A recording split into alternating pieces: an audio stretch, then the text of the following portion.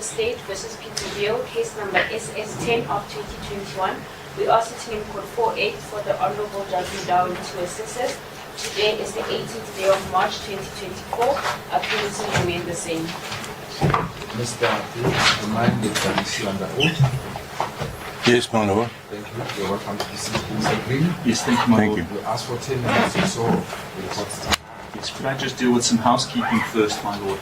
The last exhibit that was handed up to your lordship was marked in manuscript as ZZS. That's the HPCSA letter. My lord, there was a mix-up. That S has already been allocated. Could your lordship change that to ZZT? And the adjustment has been made on case lines already, and we're indebted to Ms. LaRue for pointing out that mix-up.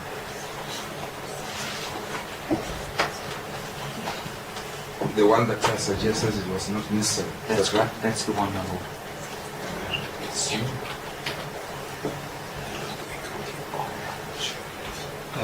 But I'm told it was incorrectly marked R. Yeah. Yes, no, and it should be marked T. ZZT. Passing break, just correct it, please. I take it to Mrs. LaRue that there's no issue then. Absolutely not. Is that the only housekeeping matter I need to know? That's the only housekeeping matter, my lord, and then I have 4 questions for Professor Beale, which will take those few minutes that I asked. Before you do so, perhaps another housekeeping matter from my side. I've been requested by a secretary of a colleague of mine who unfortunately, for reasons unknown to me, cannot deal with the postponement. So the request is for me to postpone that matter. I'm just waiting for counsel to come to deal with that, so that the party should know the idea is to try and accommodate and get rid of the matter as soon as possible. Thank you. This is a matter pending before Kunji. Thank you. Thank you, my lord. Professor Beale, in his evidence, Professor Loveland, in the Zayan Syed case, referred to bruising of the stomach that was observed on post-mortem.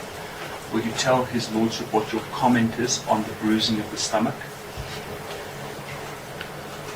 My lord, that is not an uncommon occurrence, and bruising is just some bleeding under the surface of the mucosa or in the tissue, and the requirement in the procedure that Zayon had was that one needs to put a grasper on the muscle wall of the stomach and retract downwards to expose the, as we described before, the greater curvature of the stomach that goes around the fundus, and to be able to cauterize and interrupt the vascular connections between the greater curvature and the spleen. And could that cause bruising of the stomach? Certainly, and it's of no consequence. Then, in your evidence in respect of Zayan, you referred to an ICU bed having been arranged for him. Would you tell his lordship why that was done? Correct. There was no medical reason. I organized that because of this was a very influential family, and the facility was available, and I thought we should utilize it. Then, in Alyssa Stradham's case, during the operation, could you tell his lordship what you observed in respect of the esophagus and its condition?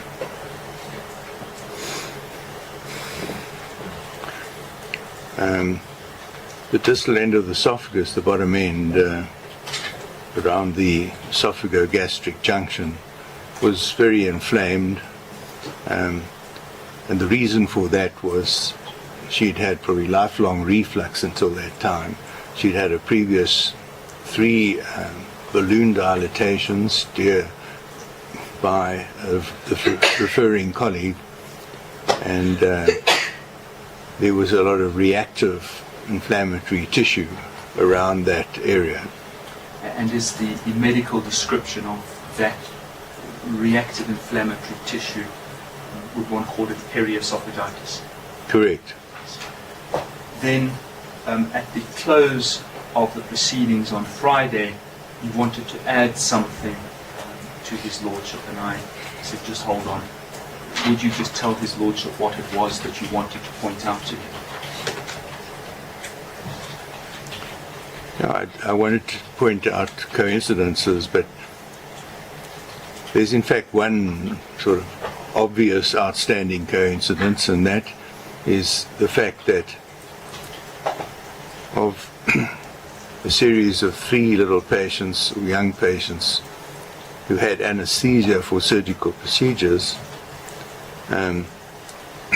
at autopsy there was a finding that nobody expected and was not recognized, and that is of myocarditis, which certainly had an influence on the survival of these unfortunate patients. Yes, and his lordship has heard Professor Lundgren's view in respect of Baele on that. Yes. Yes, Lord, that is the evidence in chief. Thank you.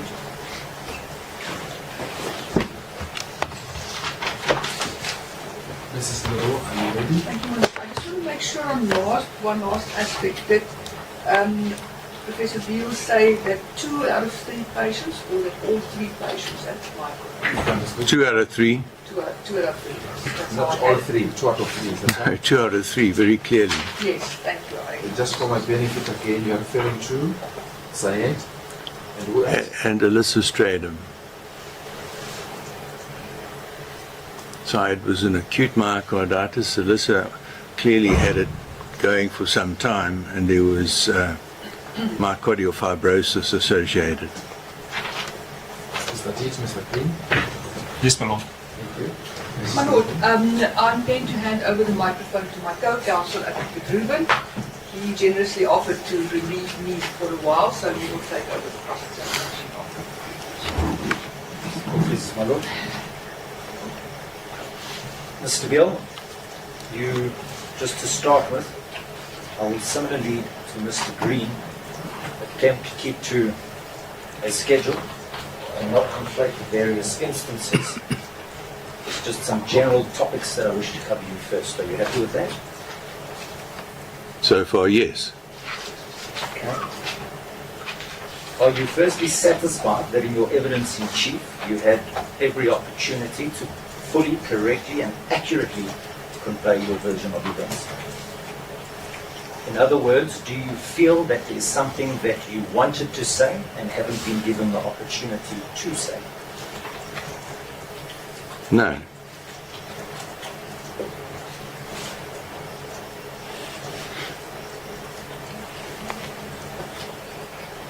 And do you agree with me? You have been an active participant in this trial for the duration of the trial. And what I mean by that is if there was something you were unhappy with that was conveyed to a witness, you alerted someone in your legal team. I can give you an example. 29th of January 2024, Mr. Roux, SC, was reading out your plea explanation. When you got to paragraph 3.1.3, there was a typographical error that said presence of ganglion cells. Then you raised the concern it should actually say absence of ganglion cells. There's other instances where you made a note and you handed to Mr. Boycer to get to Mr. Green. That's what I mean by active participation in the trial. That's possible, yes. I just want to make sure when we talk about words like that's Yeah. possible. Yeah, minor incidents pointing out some difference of, or some error in the facts of the matter. What that clearly shows, Mr. Beale, and it will be argued as such later, that you were acutely aware that you are not merely a passenger in these proceedings. You are entitled to contribute and in fact required. It is you who is on trial and you have to play an active role. You were aware of that, am I correct?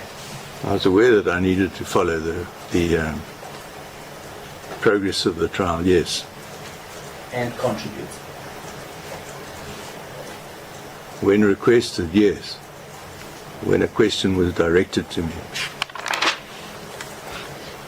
Again, I don't want to take forever on this basic topic, but you did in fact at times convey messages to your legal team about things that you wanted to be rectified. I think I recall 2 times.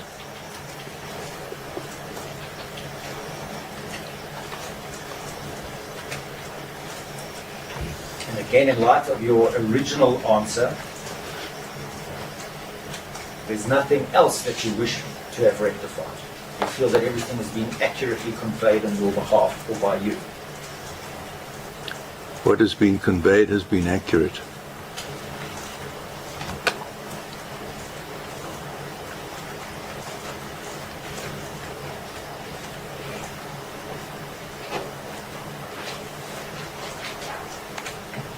There were several witnesses that were confronted with certain questions. Professor Baele, you will recall, was confronted with the question, or it was put to him, you have come here to tarnish the name. You tried to criticize the accused at every opportunity. Do you recall that? I do.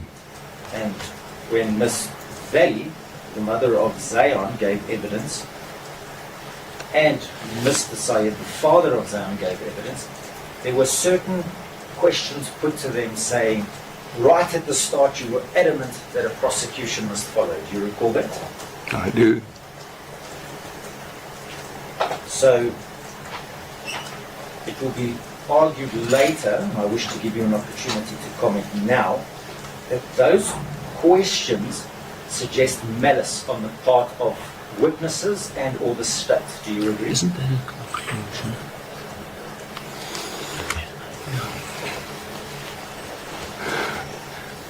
Well, I can't agree, comment on the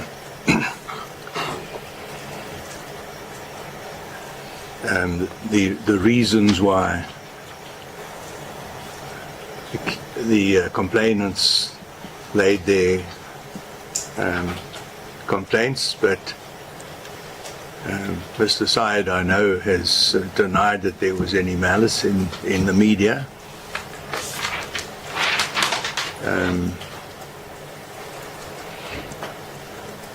There were 2 accused initially in this matter. I must apologize that my co-accused is no longer around. And, a lot of people think there was malice. Sorry, just 2 aspects that come from your answer. Why do you feel the need to apologize on the absence of your erstwhile co-accused? I don't understand that nicely. You say, I must apologize, he's no longer around. It's a fact. Just a fact. But why are you apologizing for a fact? Were you involved in the reason why he's no longer around?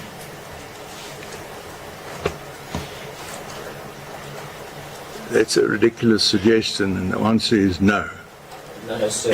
Let's understand each other nicely. I never once suggested you were involved. I asked you why. I was involved and I said no. But why did you find the need to apologize for his absence? That's what I'm trying to establish.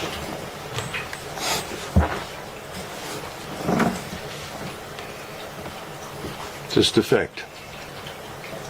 Then the second aspect, this morning, and again this is just on general topics, not dealing with the incidents per deceased, you were asked about organization of an ICU bed. Do you recall that? I do. And you said that you organized an ICU bed and it was a very influential family. What do you mean by very influential family?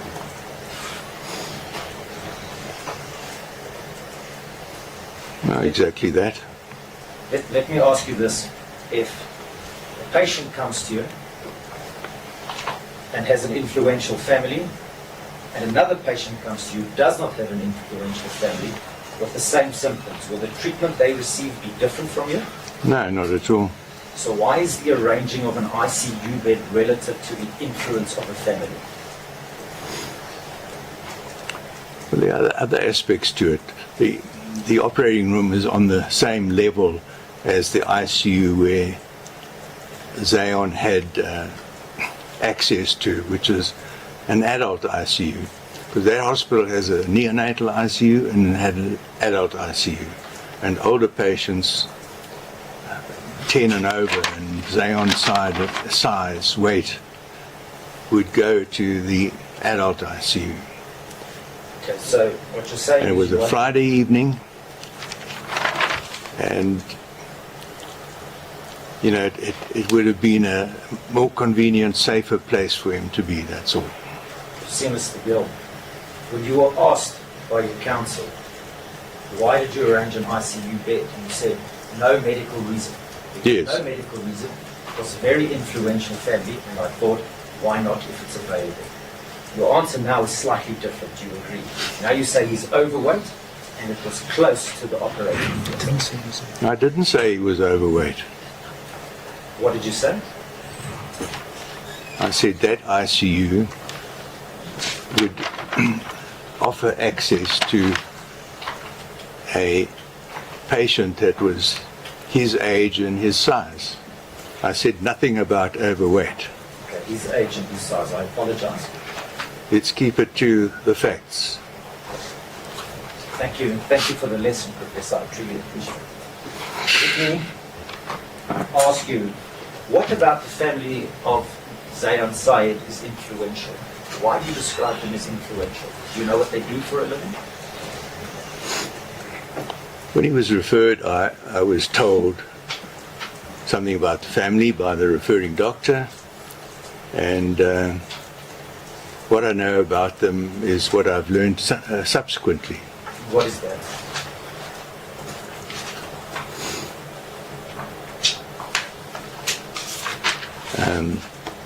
Mr. Syed has made it clear what his position is to other people and to the media. And there was a trial by media in the early period after the unfortunate loss of Zayan. Okay, well, I think you're misunderstanding my question. Now I understand it very well. You see, Professor, you said at the time of the surgery you arranged an ICU bed, inter alia, very influential family.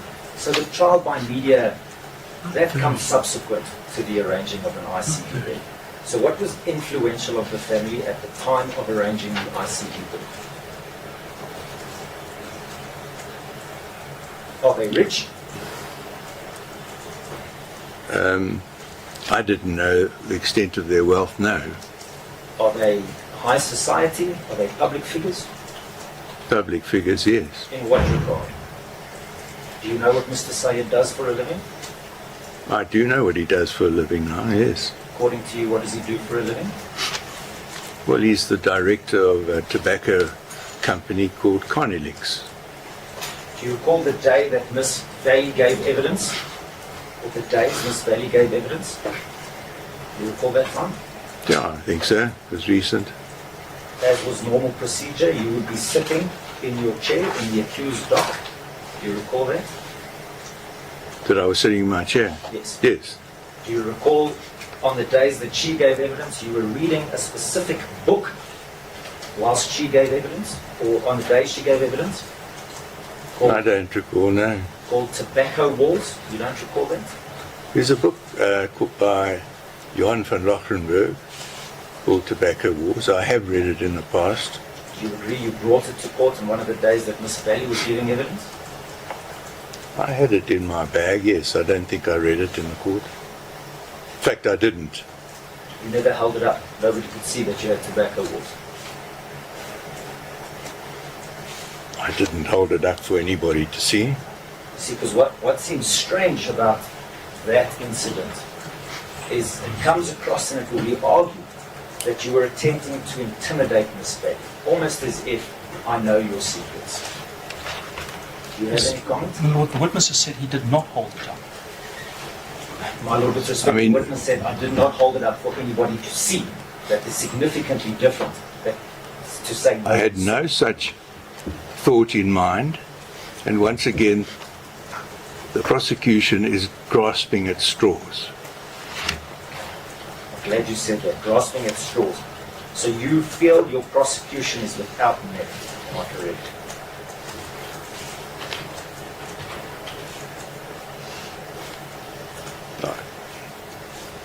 I know the facts of the case. I know where there's merit and where there's not merit.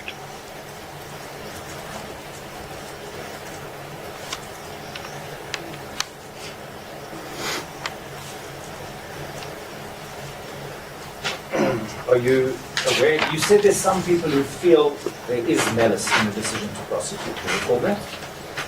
I recall I said that. Who are those people? I've got no intention of expanding that to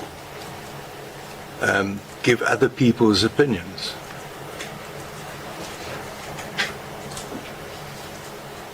You recall when Professor Loveland gave evidence, he mentioned that you were no longer registered, if I recall correctly, at the HPCSA. Deregistered, I think is the word you used. Is that correct? Do you recall that? I recall that. What is your status at the HPCSA? I'm still registered as a general practitioner, but I was withdrawn as a practicing surgeon. On your own accord? Yes. Okay. I'd like you to have a look at a printout from the HPCSA. I have a copy for counsel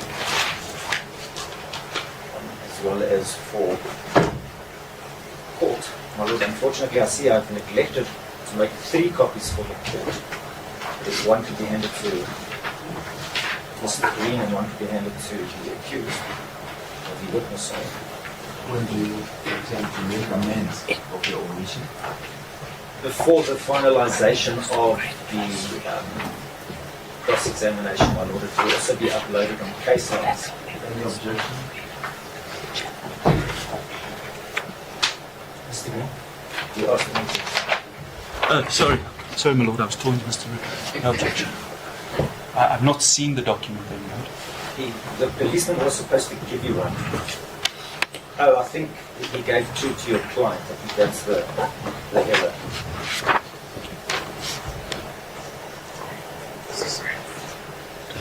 Do you agree that that is... What is the relevance of this introduction of this document that you said to introduce? My Lord, I just wish to show the witness that that document says he is suspended from the HPCSA, which is different to his version of I withdrew my registration.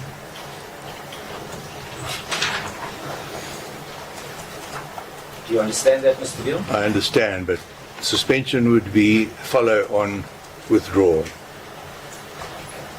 So the decision for you, in inverted commas, to be suspended was your own and not that of the HPCSA. Is that what you're saying? No. Recommendation by my attorneys. I had retired from practice, When did you and retire there from was no practice? need to remain registered. I apologize for interrupting you. When did you retire from practice? At the end of 2019.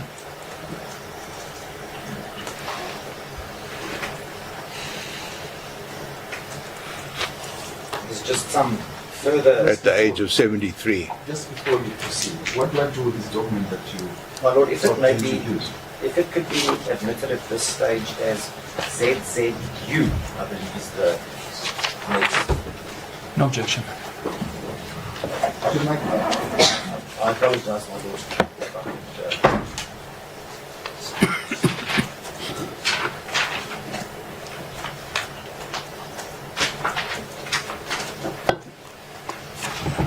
So, Mr. Beale, It must be uploaded.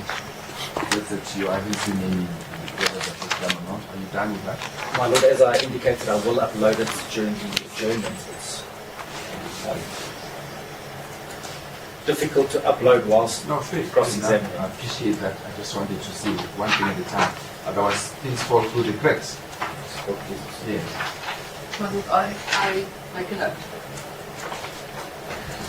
There's no opposition to this. Introduction is of Exhibit ZZU. No objection. ZZU received. Council may proceed. Support, please. Now, Mr. Beale, some general aspects on surgery. There was an exhibit handed up on your behalf, ZZQ, my lord. That is at case lines reference 5-93.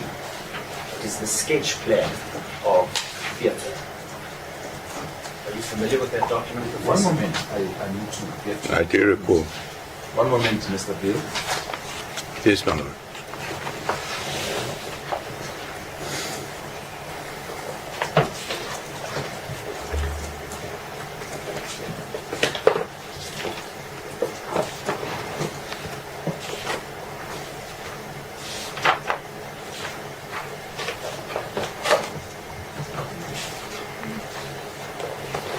Thanks, Chair. What is the exhibit number? ZZQ, my lord. It is under bundle 5, page number 93. 5-93. Indeed, my lord. What is the question? Do you recall you were asked in your evidence in chief, is it correct you prepared a document setting up the theatre, and you answered yes? I'm familiar with the document. I'm not sure that I prepared it. Okay, so you did not prepare ZZQ, is that what you're saying? I think I've given my attorney and legal counsel the more or less the configuration of the operating room. Yes. And if I've understood your evidence correctly in evidence in chief, you said that where the assistant is shown on exhibit ZZQ, it should be further down the table. Is that correct? That's correct. How much further down?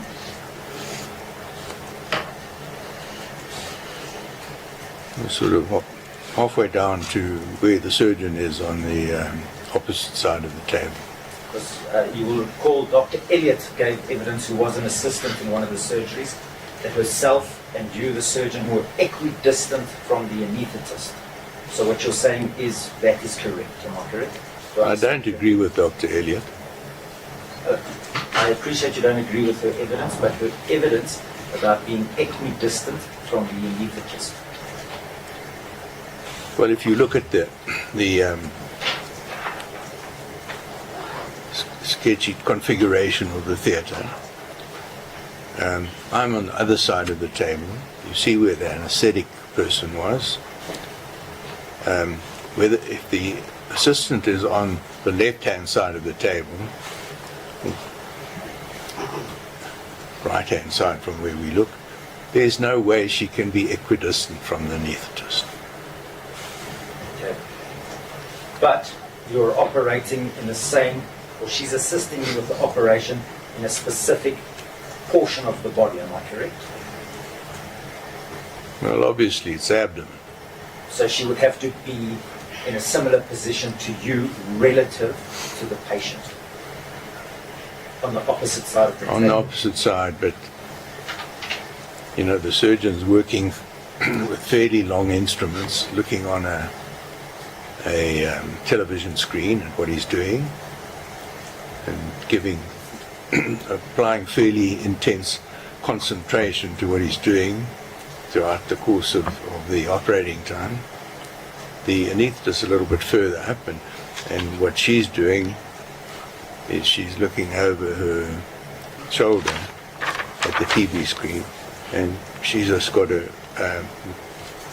manipulate the lens to focus on what you've got to see and focus the illumination, and she may adjust it, or you may adjust it and ask her to hold it in that position.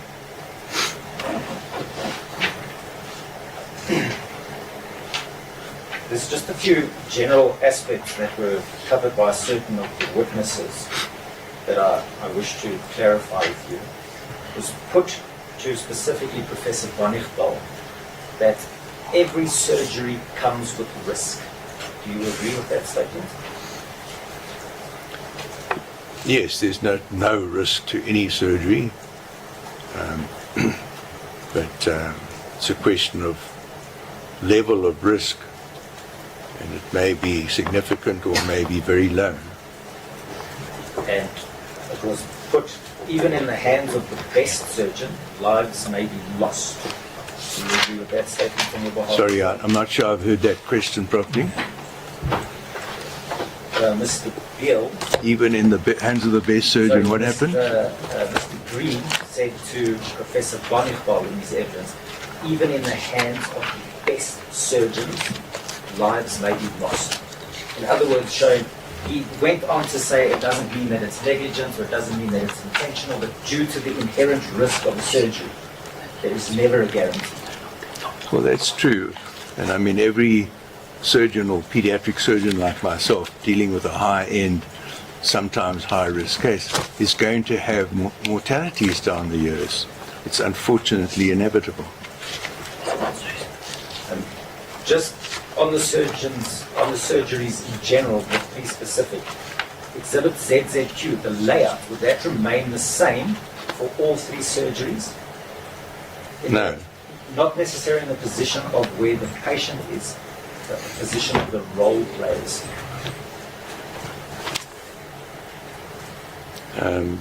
I accept for Ethan's procedure, you obviously would have been further down because you're operating lower on his body. But the setup of the positioning of the anaesthetist, the screen, the other role players would still be similar to that drawing, am I correct? The anaesthetist would, the assistant would be in a different position. Otherwise, it would be the same. Now, I know there's been a lot of disagreement with the state witnesses about the topics of informed consent and touching onto ultimate responsibility in the theatre room. Do you recall that? There have been some questions regarding that, yes. You see, at a later stage when the state presents argument in the matter and talks about consent by a patient, reference will be made to certain articles and judgments. I want to give you an opportunity now to tell me whether you agree with those comments. Do you understand? What comments? So the first comment is by the author, affectionately known as Strauss, on doctors and their patients. And he says, subjecting a patient to medical treatment against his express will may legally be tantamount to assault. Yes, my lord.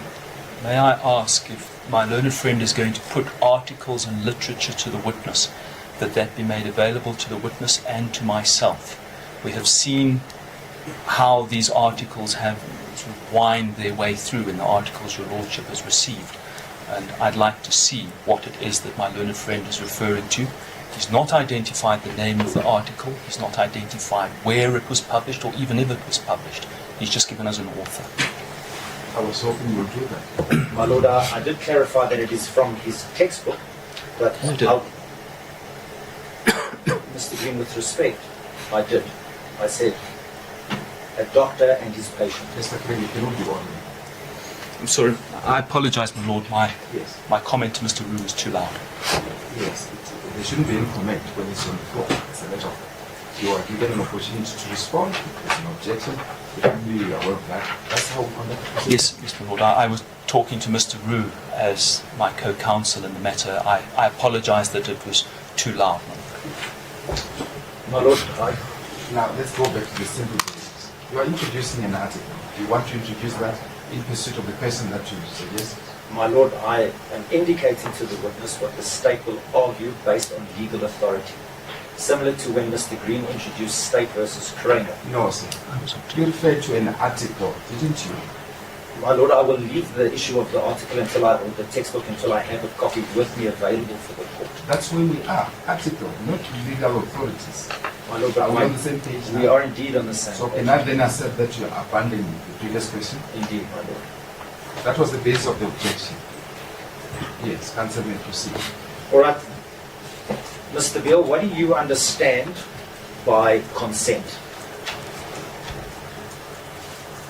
Informed consent is the patient gets informed as to what the diagnosis is, the indication for the surgery, the nature of the surgery, and the possible risks. So is consent possible in the absence of those three things? No, that's the standard.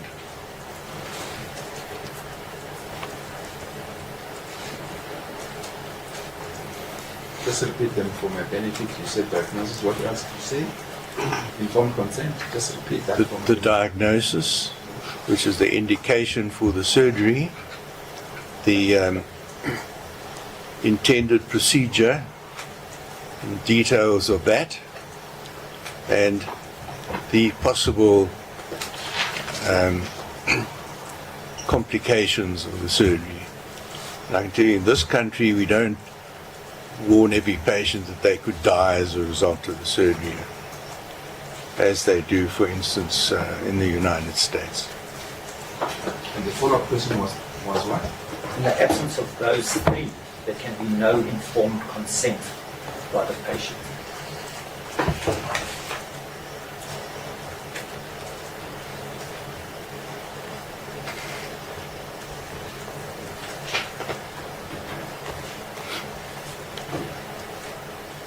And the answer there too was no. Did I hear that correctly? Correct. Counsel may proceed.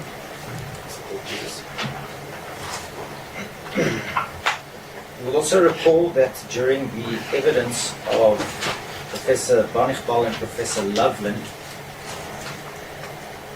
there was, in inverted commas, a criticism that they were performing a desktop review.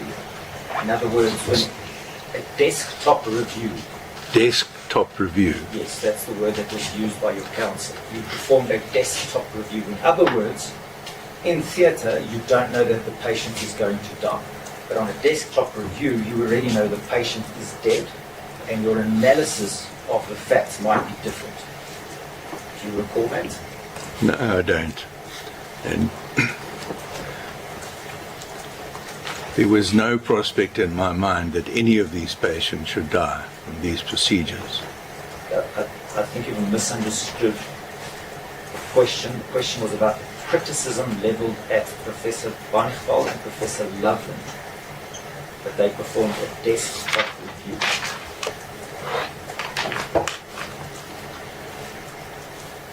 I don't recall that.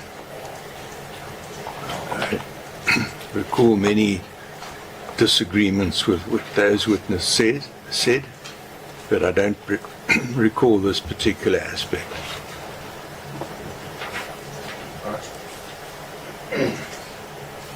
If we now look back holistically at the three deaths,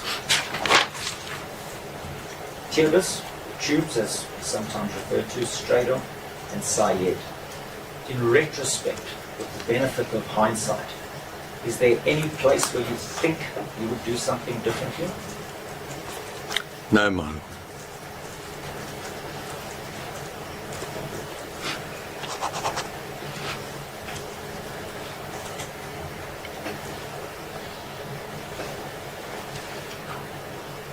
Just so we're clear, that includes misreading of the biopsy in respect of Zayn Syed. You wouldn't go back and change that. You don't see that as a mistake, in other words. I've conceded that it was a mistake, that it had nothing to do with the indication for the surgery. And I looked at that report, to confirm that there was chronic esophagitis, which Zayan had clearly suffered from for a number of years, with increasing symptoms, making his life miserable, and with non-response to medical treatment. Okay, we will deal with all of those aspects when we deal individually with Mr. Syed. But there's just one aspect on that. In your evidence in chief, you never mentioned when you realized you had misread the biopsy. When did you realize? When it was pointed out to me after the procedure.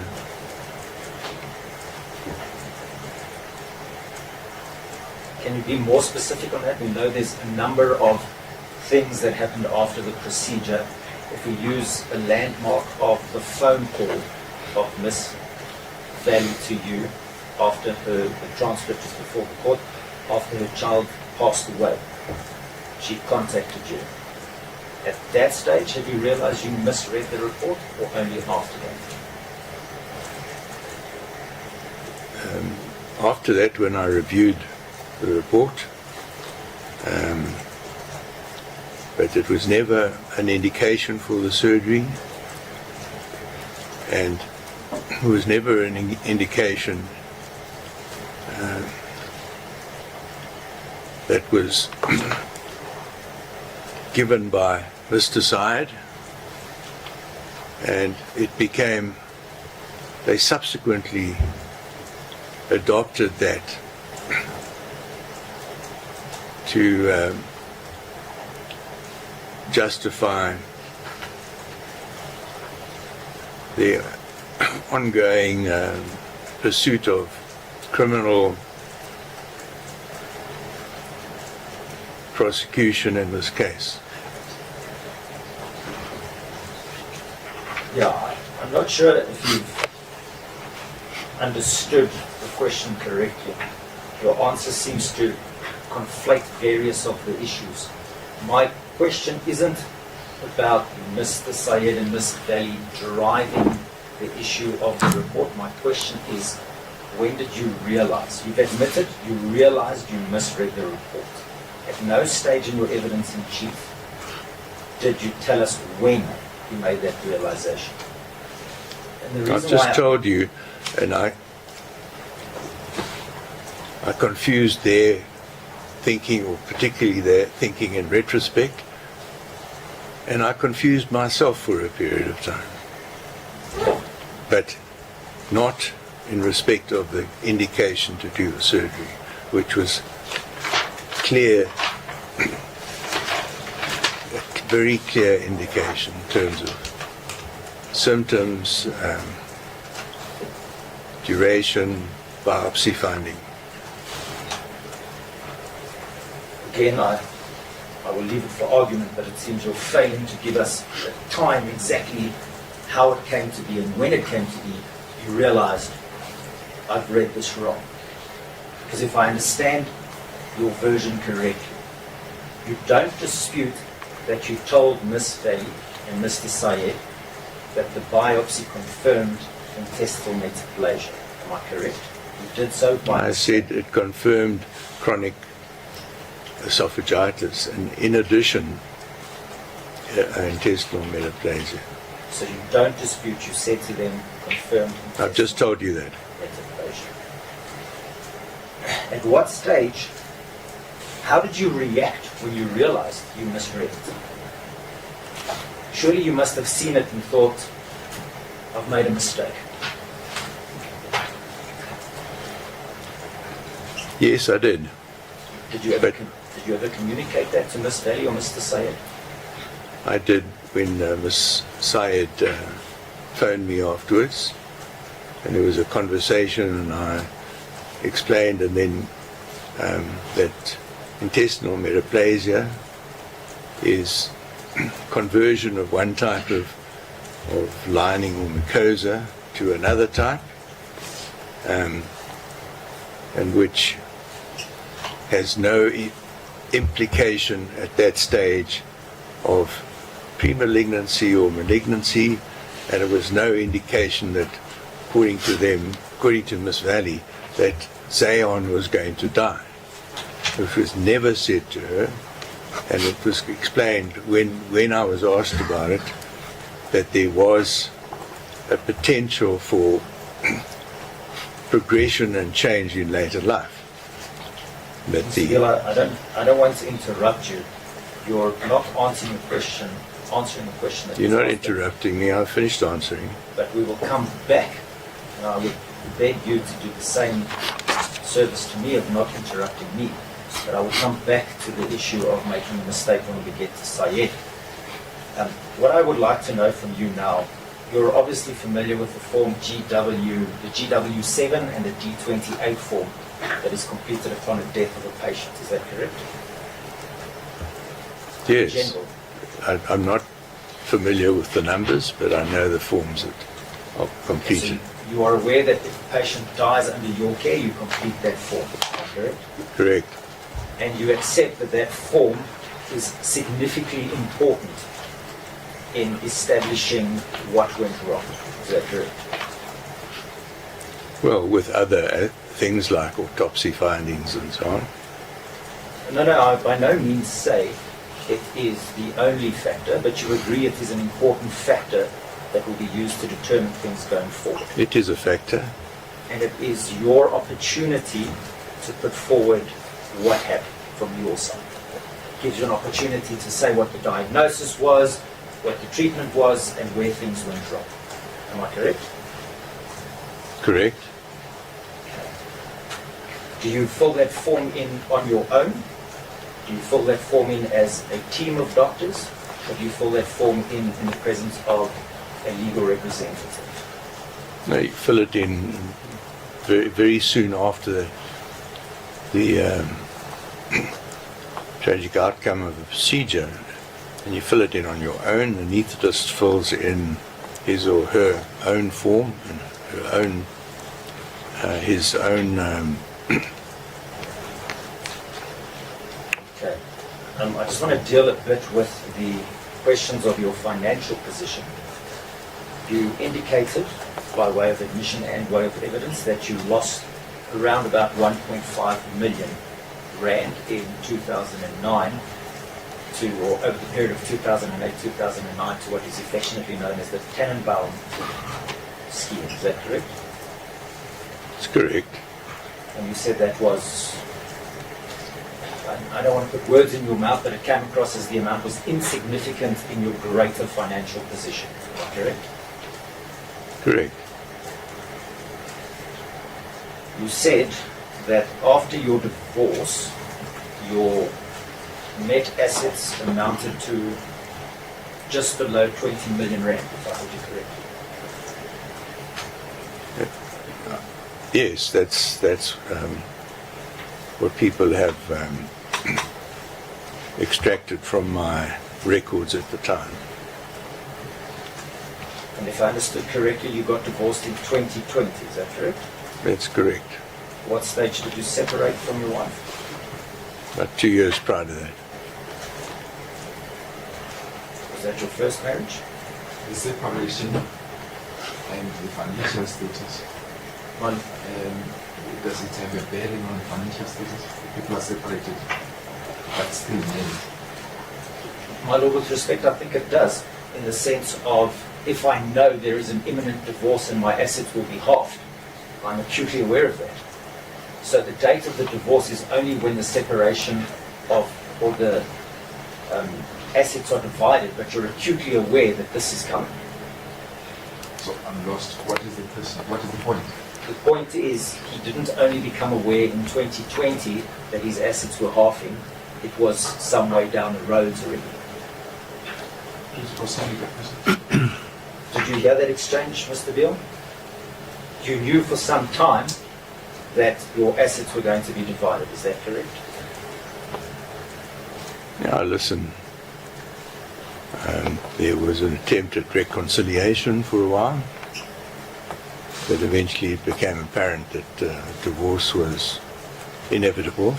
It's not what I wanted or what I asked for, but that was the case.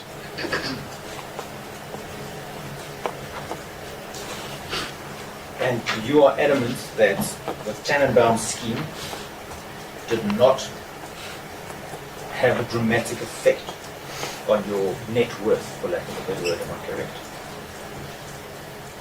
No, I mean, I didn't lose.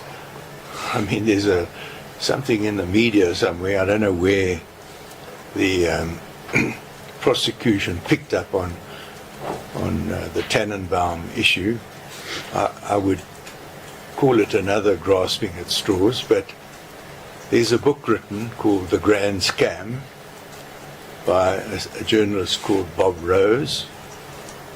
He spoke to me. I think a lot of people weren't keen to have their name associated at all. There were 800 people who were involved in the scheme. It was the biggest Ponzi scheme ever in South Africa. The National Prosecuting Authority has done nothing about it.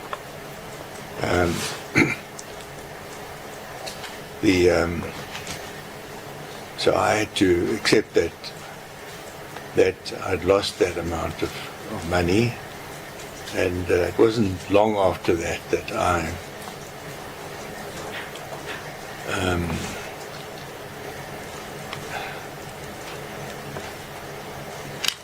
I had, in fact, in another investment, which was in the start of the Linksfield Clinic, signed surety as one of the founding doctors.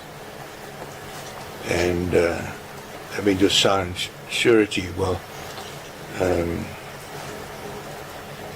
the doctor body broke up, and the shares, the purchase initially was Clinic Holdings, and then that was sold to Netcare, and we were allocated shares. And those shares hadn't done anything for a few years, so I withdrew those shares, and I gained about 1.9 million for nothing, for a signature on a piece of paper. So obviously that more than cancelled out You the previous loss. You didn't cancel those shares based on your previous loss to recoup that money? Yes, You did. I did. So in other words, your loss had an effect on you, that you felt you needed to recoup money. It had nothing to do with that at the time. I've acknowledged that the loss had an effect on me for 3 or 4 months or whatever. And I was advised to draw a line in the sand and move on, and I did. Was your And evidence...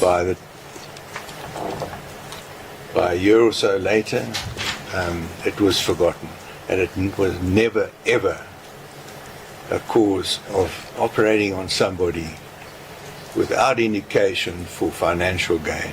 This has never ever happened in my entire career. Was your evidence on Thursday not that after the loss you suffered from depression for a number of months? Yes, I had a reactive depression which was treated. And how long was that time period? Depression? Several months. A couple of months. One responds to treatment within about 4 to 6 weeks. It said that nobody becomes an adult without going through an episode of depression sometime. And in those several months of depression, were you working? Did you have an income? I had an income all the time from my full-time appointment. So during the bout of depression, you were still working. Is that what you're saying? Yes, I didn't work for a couple of weeks. Used the opportunity, I don't know what, but I mean, one of the things I did was to go to a BAPS meeting in Graz where I presented 2 papers. Do you recall the evidence of Professor Baale in respect of the loss? I do. I'm amazed by it. You see, as I understood the version put on your behalf to Professor Baale was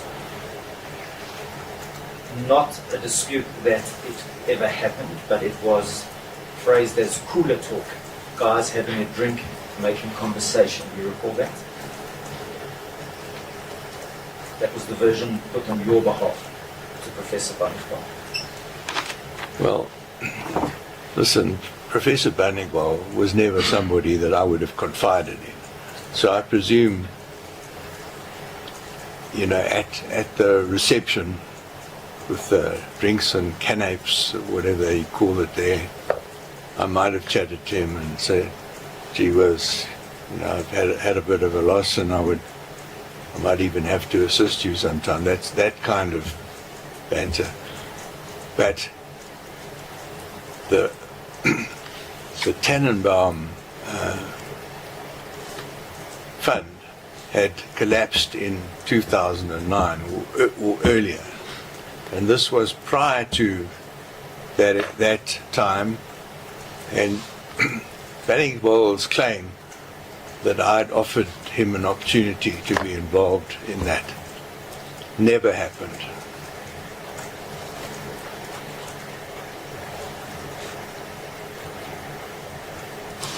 See, Mr. Beale, my understanding of the version put to Professor Bannigbal was it was never disputed. And the fact that it's not disputed is accepted. So it was never put to Bannigbal that Professor Beale will come to court and say he never approached you. You are now saying that never happened. So I want to highlight to you this appears to be a change in your version at this stage. Is that any comment? Just before you respond, there was a previous statement by Mr. Beale, not to the effect that in the previous Bannigbal was not the person who could have confided in. He might have tried to be. Did I miss something? My Lord, he initially said Bannigbal was not somebody I confided in. I might have said to him over drinks, I've suffered a loss, I might need to assist you in surgery. But then he went further and he said Bannigbal's evidence that I tried to give him an opportunity to invest never happened. And my question is, when Bannigbal said I was approached for an investment, it was never counted with the version on behalf of Mr. Beale saying Mr. Beale says he never approached you. All that was said was it was cooler. I reiterate, I never offered Bannigbal that opportunity. I disagree with him, and I disagree with quite a lot of the rest of his evidence. My last question, just for T, will just be a repeat. The first time this court has heard that you disagree with that specific portion of his evidence is today. Do you have any comment there with that? I've never had an opportunity to state that before. So this is the first time it's been put to me, and that is my answer, and it will remain my answer. My Lord, I see it is 11:15. I think it's an appropriate time to take the tea adjournment.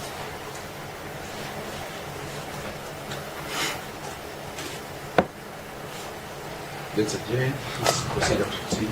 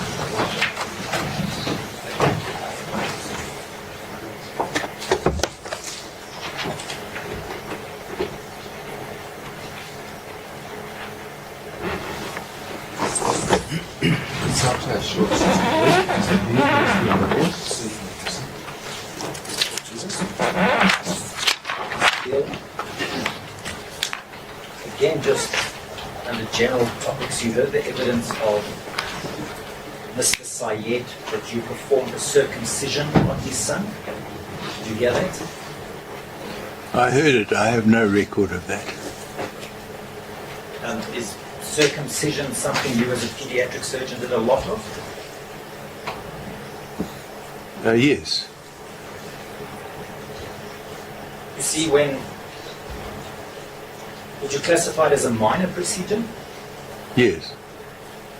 I don't want to oversimplify it, but relative to other procedures, quick and easy. Relative to a nism fundification, for example. Clearly. You see, when Professor Baele gave evidence about the money loss, he was confronted with an article that was written by, amongst others, Professor Loveland, about you going on pension or retiring from the university, and you were held in high regard. Do you recall that? I'm aware of that article. And there was a statement put to Professor Baele that you had no need to look for other work because you were in high demand with big surgeons. Do you recall that? Yes, Was that the situation? I believe so. Why were you performing circumcisions then?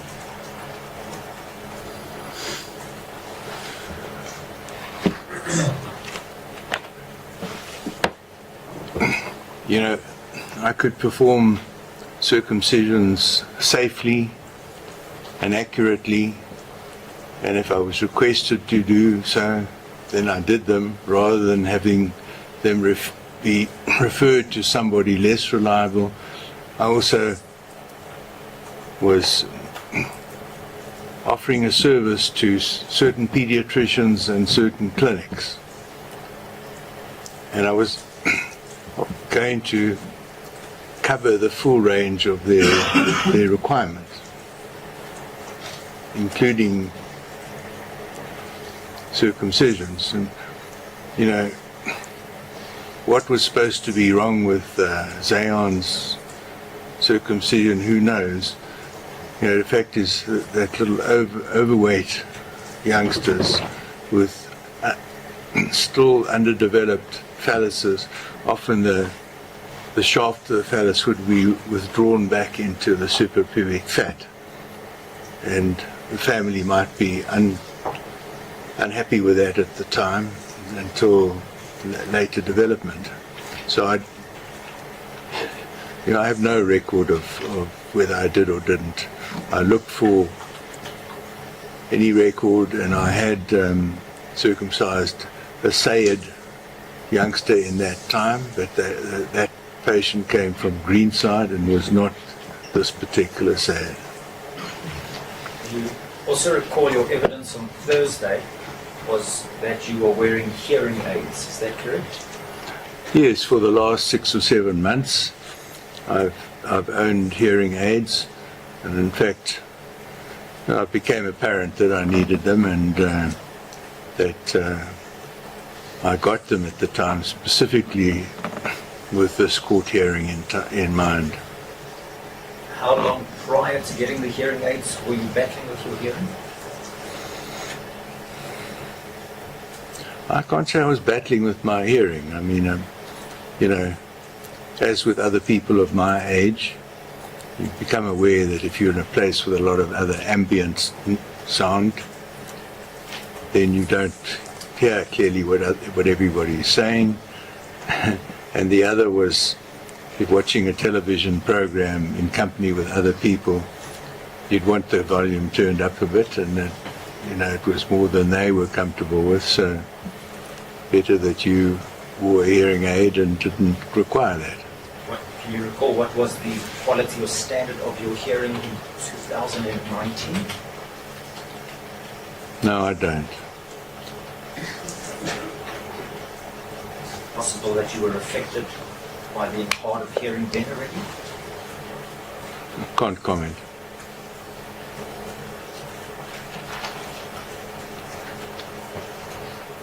Mr. Beale, you are what I would describe in a unique position in the sense of you see yourself, if I'm correct, as an expert in pediatric surgery. Is that correct? I had a very wide, large experience. Did you, in your career, ever similar to Professor Barnechbal or Professor Loveland, were you ever requested or asked to prepare an expert opinion in other matters for the HPCSA, for example, as a witness? No.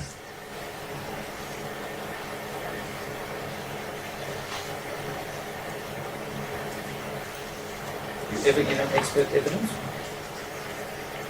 In court, in court? I have.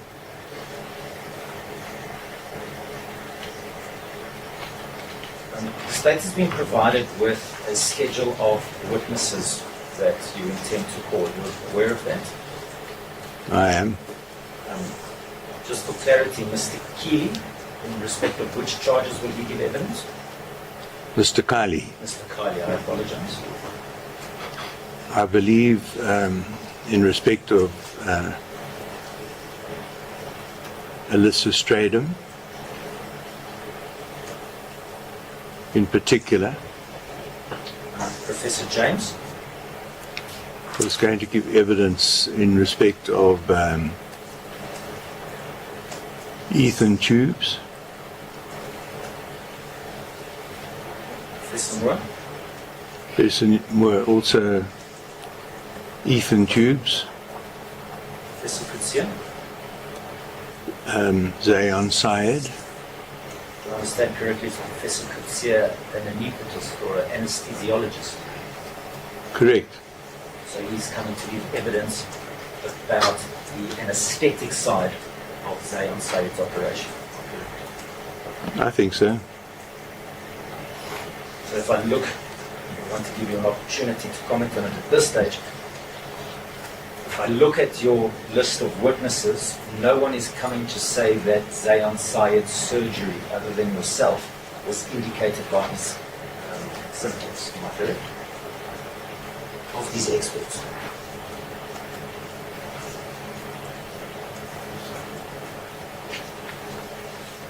Do you have any comment?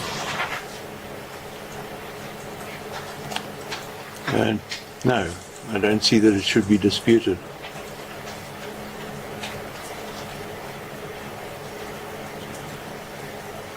But we will still get to that when we get to Zayan. I just want to tell you that it is disputed.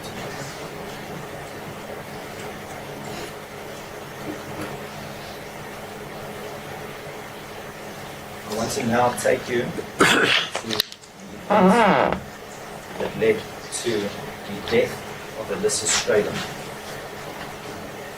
You recall the matter, is that correct? I certainly do. Sorry, I couldn't hear your answer with the coffee. I certainly do. There was an exchange between yourself and Mr. Green on Friday, where Mr. Green asked you if you were able to locate your patient file. You answered yes, and then you said, "Do you mean the one with my initial consultation notes?" And then there was a request for an adjournment, so you could stretch your legs. Do you recall that? That was I Friday. do. You do recall that? Yes. And we never came back to the question, were you able to locate your file for Alyssa Stradom? The original file, no. It had been used at the Health Professional Council's hearing, and that information was available, but not the original file. And if I understood correctly, a complaint was lodged at the HPCSA, either by Ms. Stradom or on behalf of Ms. Stradom, regarding Alyssa's death. Is that correct? I believe so. And you submitted an exhibit saying that no unprofessional conduct was found. Correct. Did you provide them with any documents? The HPCSA? I don't recall that, this is a number of years ago, but I presume I must have, or my attorneys did it on my behalf. Your original patient file, would that have been submitted? It's possible. Just you say your attorneys. If I look at that exhibit, it was initially marked ZZR, but it's now ZZT. I'm not sure if it was indicated this morning. That letter is addressed to McRoberts attorneys. That's your same firm of attorneys, am I correct? Correct.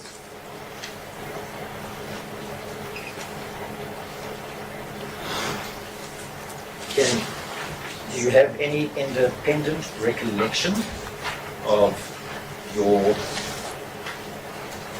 first consultation with Alyssa? I do. What is that? Excuse me, did you say when was it? Now, what was your recollection Oh, my recollection of your first was that Miss Stradham brought Alyssa to see me, referred by a younger colleague and an ex-trainee of a high standard called Andrew Grieve. Sorry, I just want to make sure it's Andrew Grieve, not Green. Grieve, Grieve.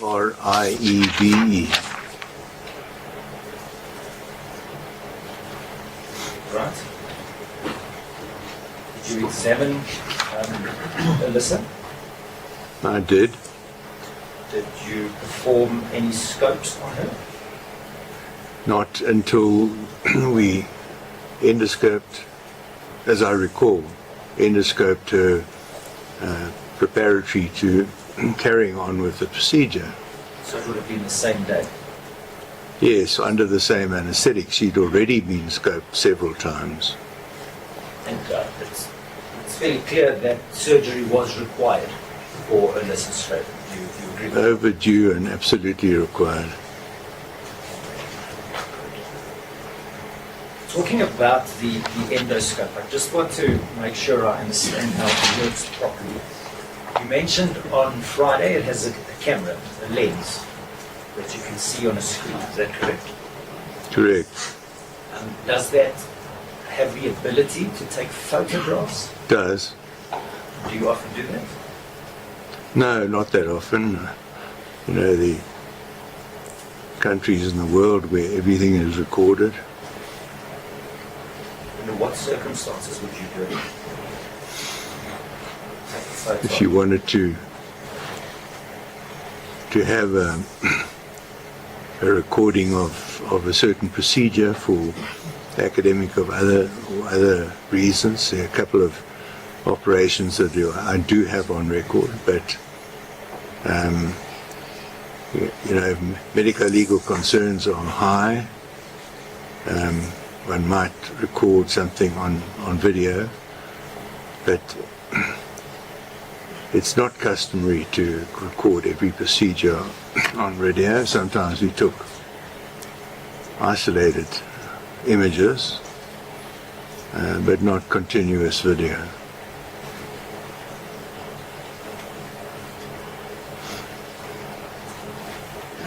I just want to make sure that we're on the same page on gastroesophageal reflux versus gastroesophageal reflux disease or disorder. Gore and gore, are those two separate things in your mind? They are. So if I understood the evidence of Professor Barnechbal and Professor Loveland correctly, gore is essentially the reflux that we all suffer, heartburn. Well, some people suffer it, yes, on occasions. But it's quite common. It is common. And GORD is where it becomes slightly more serious. Am I correct? Yes, where it becomes gastroesophageal reflux disease.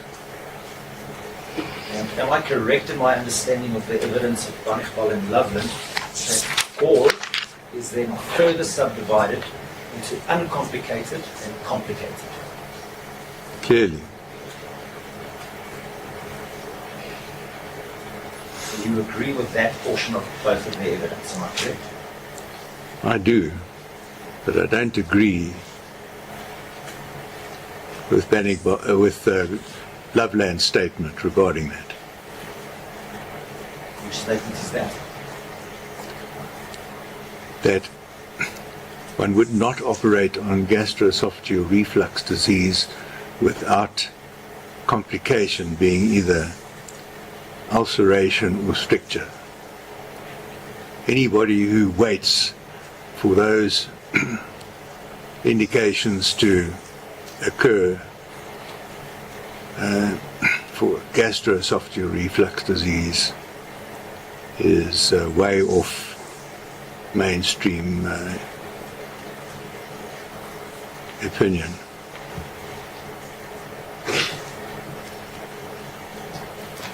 But in respect of Alyssa Stradom, the indication for surgery meets both your requirements and Professor Loveland's requirements. In other words, you agree it was complicated for Alyssa Stradom. Clearly. Extremely complicated.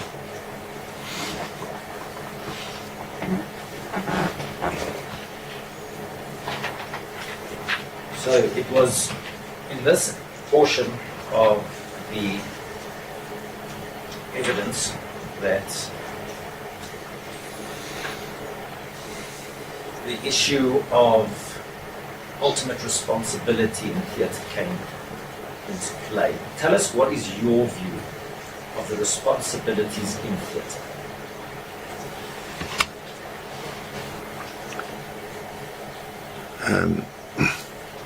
The view is the universal view that the surgeon is responsible for, firstly, performing the surgical procedure and any aspect or complications related to that, that you work in conjunction with other people who are medical professionals, including an anaesthetist and including nursing staff. So I just want to make sure I heard you correctly. The surgeon is responsible for the surgical procedure and any complications related to that. Is that correct? I said that. Is it correct that you said that? You wanted to say that. That is your view. That's my view, but you're not responsible for anything and everything that goes on in the operating room. Firstly, you're intensely involved in the surgery, particularly with endoscopic surgery.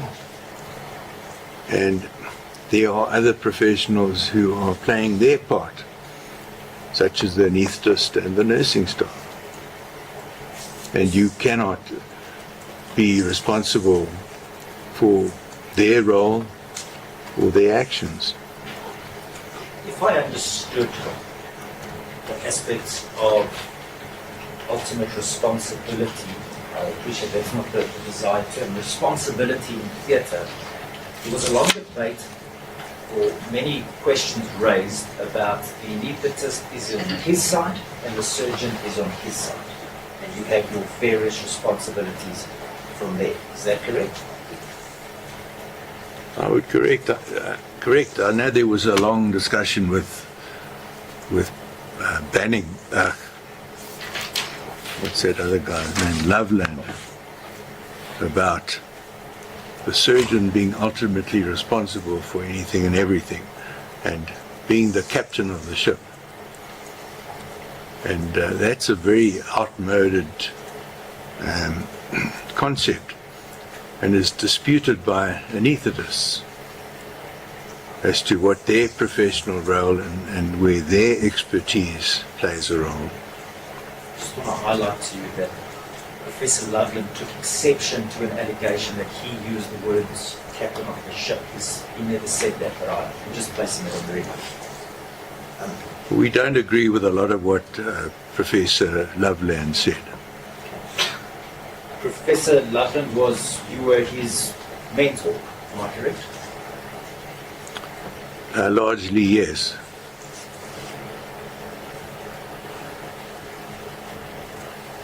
Were you involved with his academic training I was.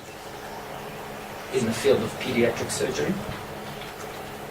That was the field that we were occupied with.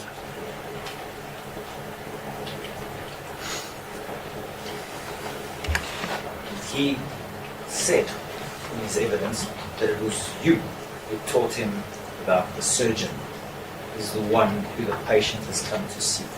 The surgeon is the one who has given the family confidence to have the procedure. He said, you taught him that. He said, because of that, he feels he, as the surgeon, has ultimate responsibility. Do you have any comments on that?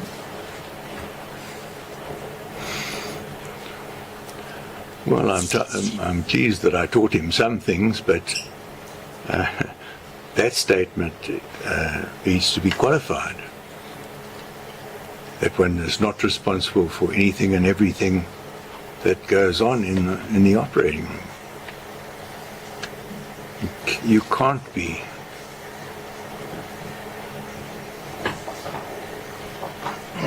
Now, if something goes wrong in the operating room, you're either informed by the anaesthetist something has gone wrong, or you yourself see something has gone wrong. What will you do in that environment?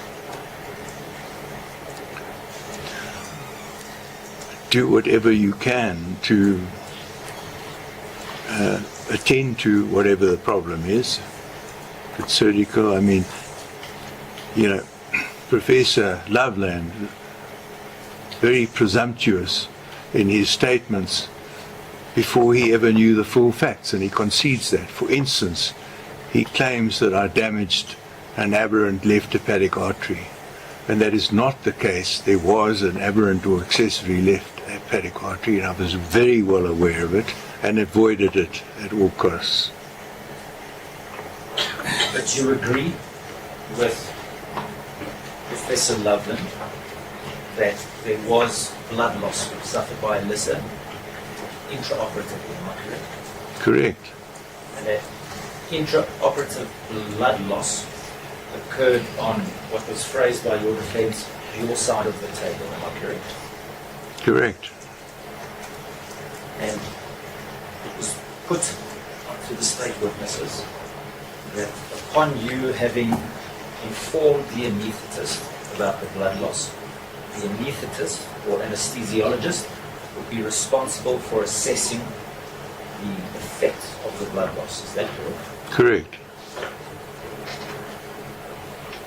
The anaesthetist in this regard was Dr. Linda Blazowski. Is that correct? Correct. She was also the anaesthetist for Ethan Tevis' procedure some 4 years before. Is that correct? Correct. Just for clarity purposes, for what time frame did you use her as an anaesthetist, or did she act as your anaesthetist? How many years? Well, she reminded me that she'd worked with me for 24 years. And she sadly passed away. Is that correct? Yes, she developed a malignancy and she passed away. Can you recall which year she passed away?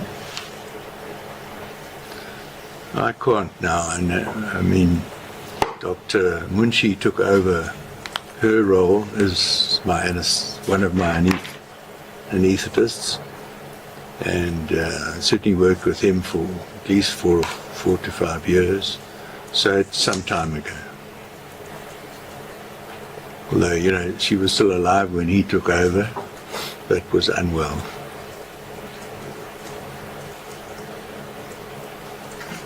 And again, blood loss intraoperatively is, am I correct in saying, it is a risk in any surgery? It's a potential risk, yes. And do you agree with Professor Loveland when he says how you react to that blood loss is the important thing? The blood loss, although a potential risk might occur, that doesn't necessarily show negligence. But then the reaction is the important part. Do you agree with him on that? Correct.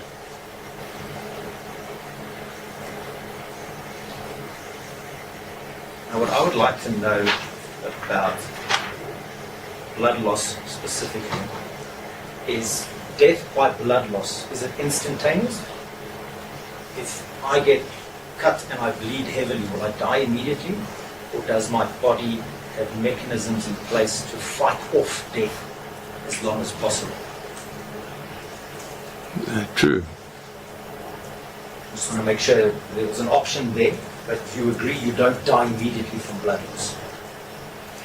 Well, it depends upon the degree of blood loss.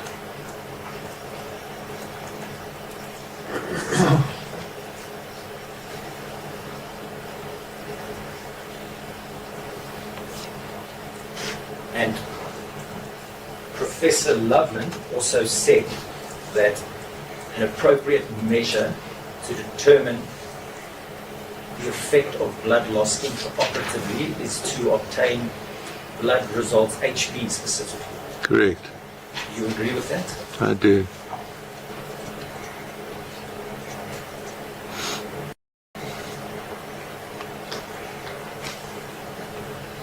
Now, what I would like to know, the surgery of Illustratum, do you yes. describe it as complicated or uncomplicated? It should be an uncomplicated procedure, but in her case, did encounter unexpected bleeding. And so that would have made it a complicated case, yes. So if somebody, I just want to make sure we're talking about before the death occurs, would you already at that stage describe it as a complicated procedure because of the blood loss? Clearly.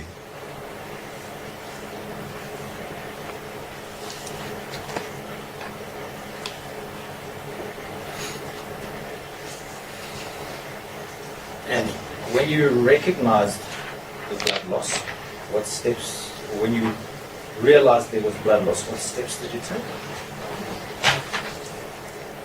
Well, the first step was to immediately notify the anaesthetist that we had encountered a bleed. And secondly, was to control the bleed, which meant cauterizing it and ending the the blood loss. And the bleeding appeared to come from a small arterial source in the periesophageal inflammatory tissue.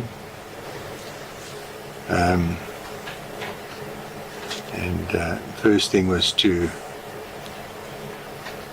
pick up transverse colon and press it against the area to tamponade it, and then to suction blood and expose the area and then cauterize it. Now, I think I have stated in the records that this was compounded, unfortunately, by electrical outages in the theatre that day. What role did the electrical outages play in your mind? In my mind, Is your opinion? it's not my opinion, it's a factual happening. One lost illumination and insufflation of the abdomen. So the only backup electrical support was to the anesthetic ventilator machine and the monitors. So one had to wait for electricity to go on again and for insufflation of the abdomen to happen again, and for light illumination of the problem in the area that you were trying to control. See, I've tried my best to record it verbatim. During the cross-examination of Professor Loveland on the 7th of February, that was put to him, do you know that when the bleed occurred, Professor Beale asked Dr. Grozowski about Alyssa's condition and whether she, and the response came back and she was stable, that Professor Beale asked Dr. Grozowski to do a hemoglobin. Do you recall that? I do. Is that what happened? Correct. Then it was later put to him, and if there is an abnormality in the hemoglobin, then the anaesthetist would certainly tell Professor Beale. Do you recall that? Yes, and if it was sufficiently concerning, she would take steps to do something to It's further put to Professor recover the situation.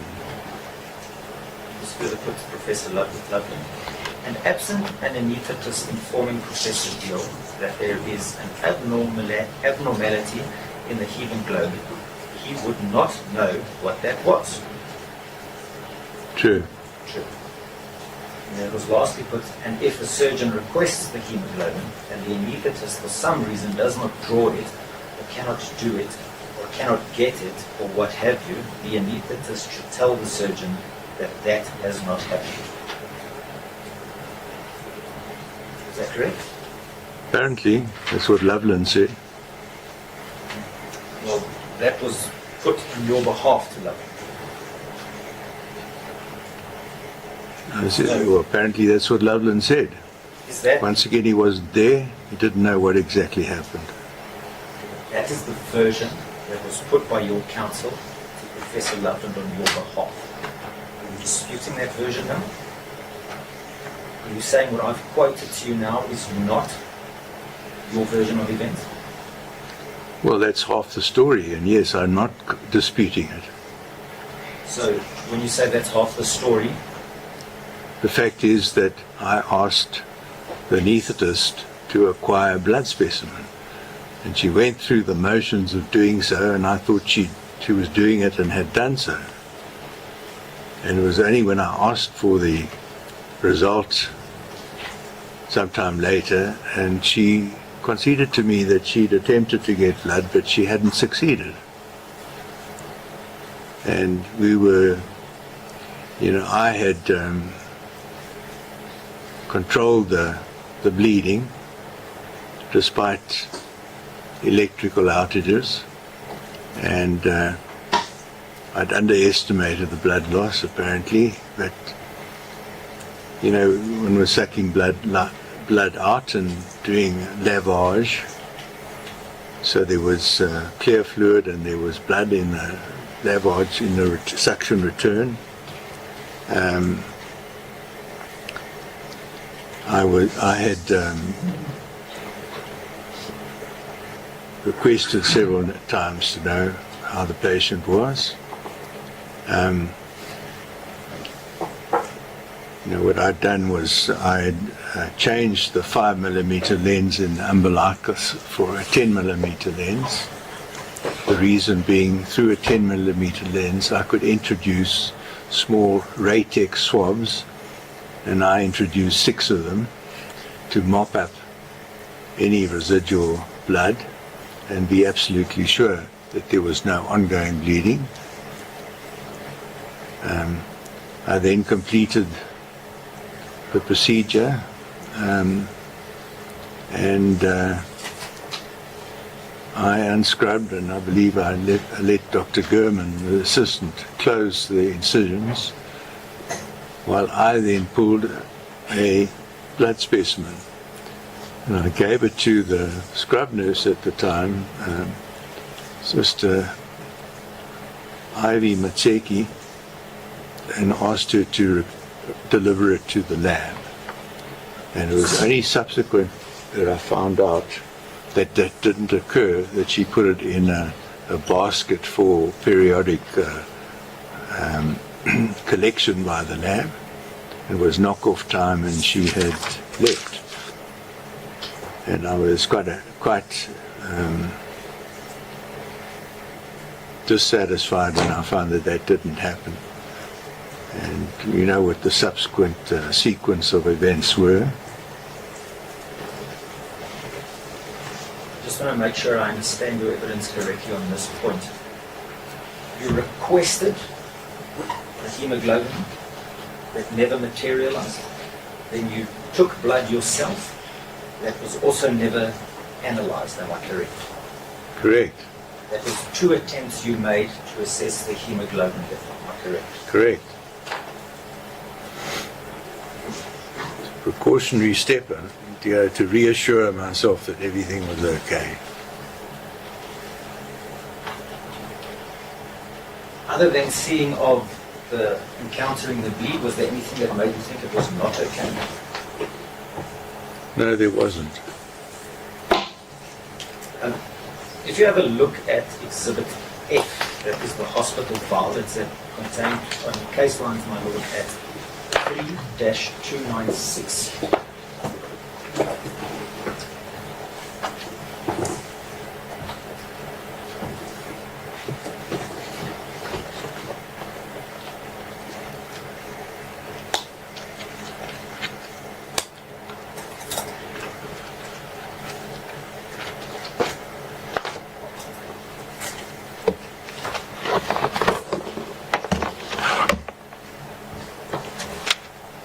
Three dash 296.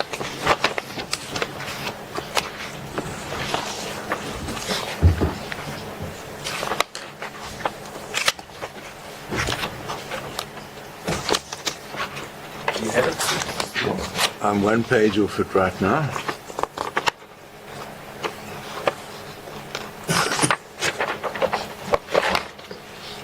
I have it.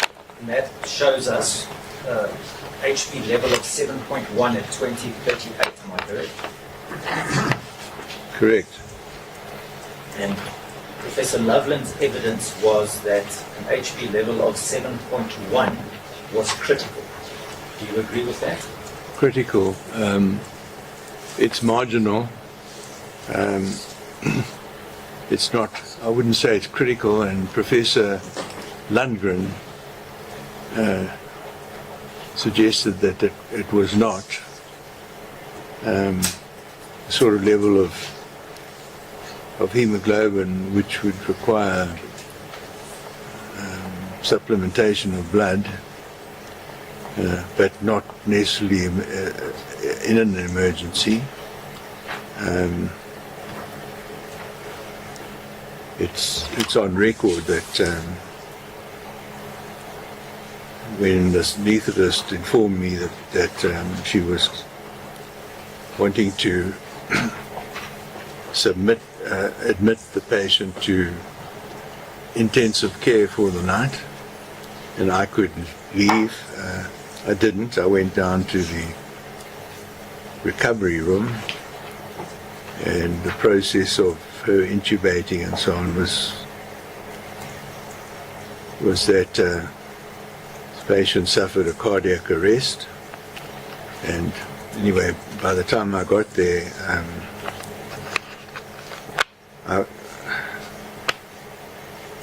wondering whether the blood loss was contributing to the situation, and I tried to get red label O negative blood from the emergency room where routinely should have been kept, only to find that it had been used 48 hours previously and had not been replenished, so it was not available. Considered pulling my own blood, which is O positive, and giving that to the patient, but things progressed too rapidly, and I never had the chance to do that. I just want to make sure regarding the replenishing of blood. Are you saying the lack of blood, red labeled blood, is a failure on the part of the hospital?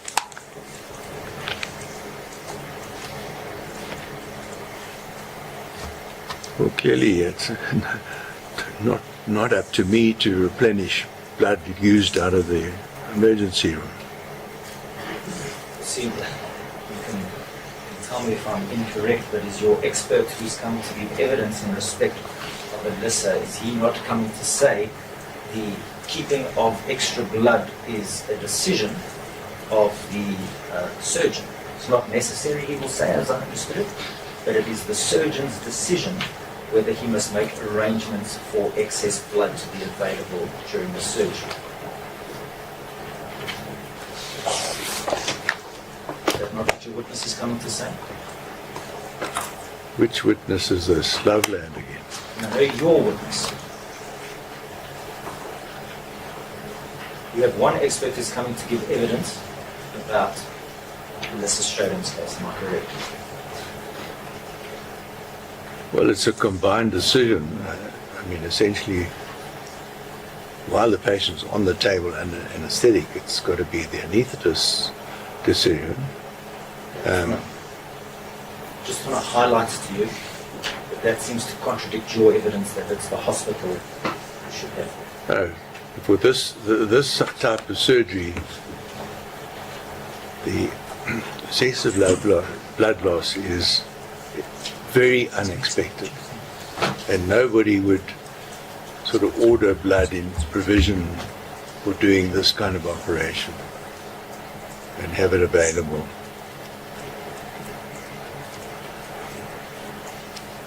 Well, I've got the gut feel that Mr. Green wants to add something. I'm not sure. Lord, the point is only my learned friend is mixing up two concepts. That's the pre-operative availability of type-matched blood. That's one. And the other thing which Professor Beale's evidence deals with is the availability of red label or universal donor blood, which is kept in the ER of the emergency room or casualty department of the hospital. It's a completely separate issue. And so when my learned friend says that's a fault of the hospital, he does so in the context of universal donor blood, but then says to Professor Beale, with reference to Dr. Kiley's report about type-matched blood pre-operatively, the first situation, that that's not the hospital's fault. He just mixes up the two instances of blood. That's all, my lord. My lord, I thought my question was clear in that regard, that their expert would come and say, pre-operatively, it's the surgeon's decision to make sure that there is excess blood available prior to the surgery. I never said red label blood. Lord, that's the very point that my learned friend misreads Dr. Kiley on. He deals with both instances. My lord, perhaps if I could rephrase the issue. Mr. Beale, did you personally take any steps to ensure pre-operatively there was any blood? No, I didn't. You didn't think it was necessary, am I correct? It was highly unanticipated, unexpected that one would need blood.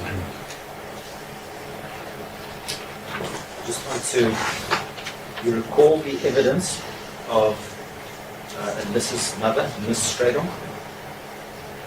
You recall her evidence in court? I recall that she was here, yes. You recall that she said initially after the surgery, you had said to her, in explaining the delays, we encountered a bleed and Alyssa lost lots of blood. You recall that evidence? That's what she said. Did you say something different? Is that not what you said to her? I said she had suffered blood loss, as far as I recall. See, because Ms. Stratum's evidence went further and said that was initially when they were under the impression that Alyssa was doing well in recovery. And then after her death, she confronted you and accused you of killing her child. And you at that stage said she didn't lose that much blood, which Ms. Stratum countered and said, but earlier you told me she lost lots of blood. I don't recall that, and I don't recall being accused of killing her child. But, you know, we've seen various families and parents promoting this case, give evidence which is not accurate. Who has given evidence which is not accurate in respect of the parents? So you use the words promoting the case. Explain to us what you mean. These people have all laid criminal charges against myself. That's what I mean. Okay, but how is opening of a criminal charge and promoting a case surely has a different connotation to it? No, it's exactly the same. They're hoping to see me criminally convicted. I'm not sure I follow you. It's pretty clear. Are you saying that a aggrieved member of the public is not entitled to open a criminal case?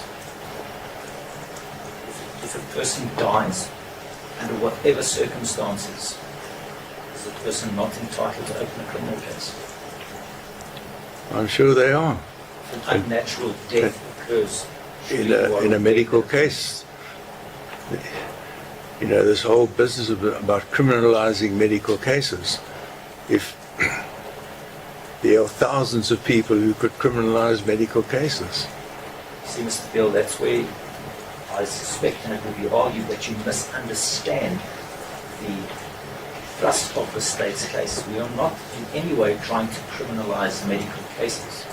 We are trying to prove beyond a reasonable doubt, in the structure of our constitutional democracy, that you are guilty beyond a reasonable doubt of 2 counts of fraud, which led to parents to agree to procedures that weren't necessary.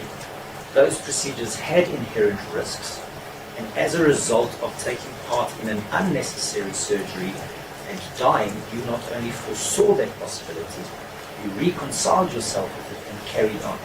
There is no attack against the medical profession here. This is a case where the state says you are guilty of murder. Nothing more, nothing less. Do you understand that? I understand what the state's case is. A charge of murder has got to include intent to kill. We will still deal with the issues of dolus eventualis when it comes to argument in the case. But I need you to understand, this whole debate started when you said witnesses coming to promote the case. Witnesses came to court, took an oath, swore to tell the truth. To accuse them of doing something else without substantiation seems unfair. Do you have any comment? No. You said a number of witnesses have come to court and lied. Who are those witnesses? I think that is true, and I'm not going to state the names of the witnesses. Why not? It should become apparent to. It's not for me to judge that. It's for the court to judge that, and it should be apparent or become apparent to the court. So, do you agree or disagree with the evidence of Miss Stradom when she said you told her that this has suffered she lost lots of blood? Do you agree or disagree? No, I disagree.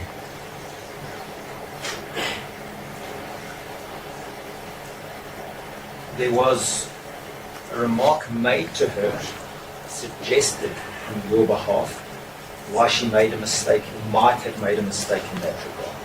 Can you think of why she would come and say that, if that never happened?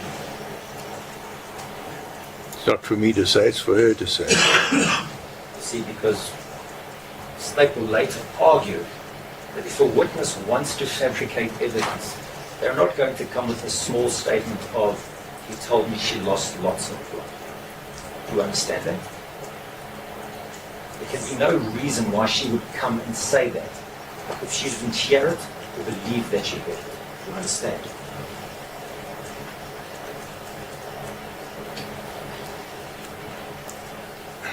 No comment. Don't agree entirely. Did Alyssa lose a lot of blood?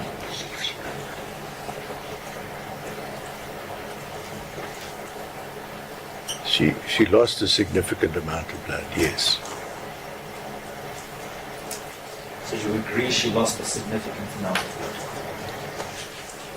Yes. You agree losing a significant amount of blood is bad? Depending on the volume, yes. I agree. Well, I think, with respect, Mr. Beale, the word significant already implies that it would have some dramatic effect. If you would say she lost an inconsequential amount of blood, you could maybe say that. But when you say she lost a significant amount of blood, it creates the impression that it is detrimental. Do you have any comment? No, I agree with you, but I mean, are you trying to suggest it was my fault that she lost blood? In no way is the state suggesting it's your fault that she lost blood. The loss of blood has always clearly been a possible risk in surgery. Yes, thank you. The state's case against you in this regard is your absolute failure to take steps to remedy the effects of the loss of blood. Do you understand that? I understand what the state's trying to imply, but I've indicated why I did take steps.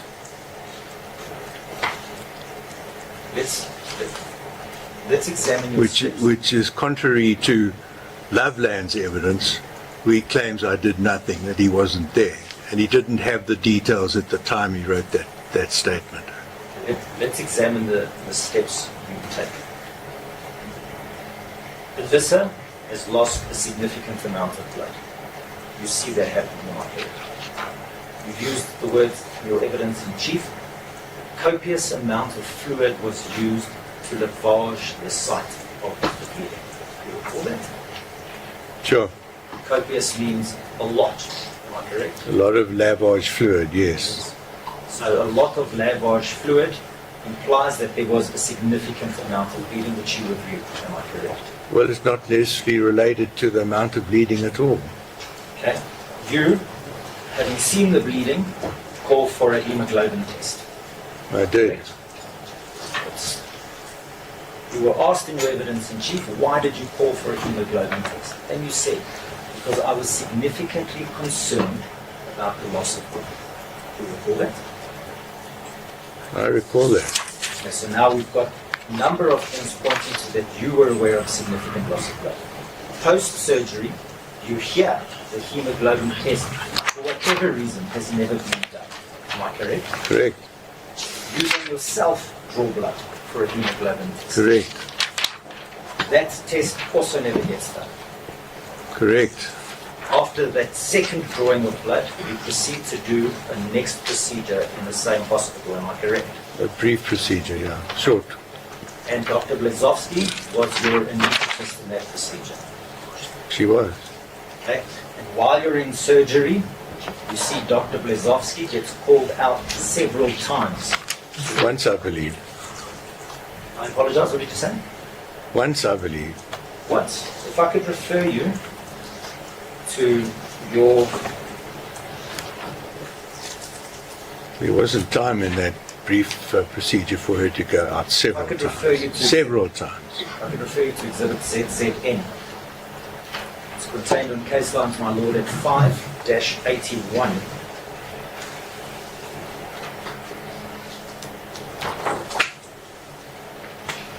-81 is the typed version, my lord, of the affidavit proposed to by the witness, which was admitted last week Monday, my lord, by the accused. Do you see that document there, Mr. Beale? I'm seeing a document in front of me, yes. That document is your own words, am I correct? You can have a look at the following page. Well, I haven't had a chance to read it yet, and it's not a recent statement by myself. Just before you start reading, I just want to highlight to you there's one typed page, and there's what appears to be 3, in essence 2 and a bit pages of handwritten notes. The handwritten notes, just confirm that is your statement. Yeah? Do you need some time to go through it? Would you like some time? Would you like some time to go through it before I ask you my question? Well, it'll take me a moment to go through it, yes. My lord, I don't wish to be disrespectful. While he's reading, I just wish to clarify something with my colleague. May I just be seated until he indicates he's ready? Do you want to zero in on what you're suggesting to him about the for My Lord, I or do you do. would rather prefer that he must go through the entire statement? My Lord, I do want to zero on one specific aspect, but I do believe I need to give him an opportunity to acquaint himself with In the the content. meantime, you can take a seat and pray with the colleague.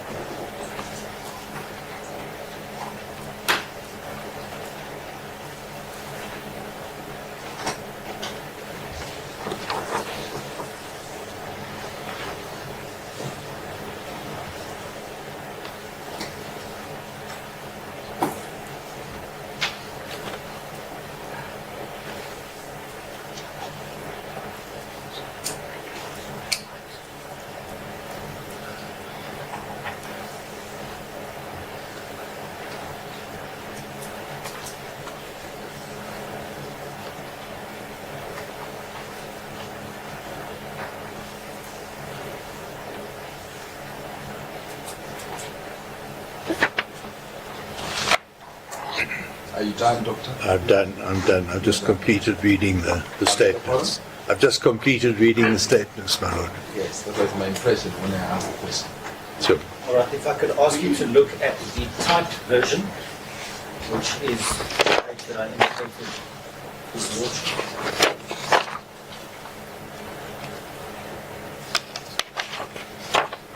-81. See see at the very top, it says A7 Affidavit PG Beale.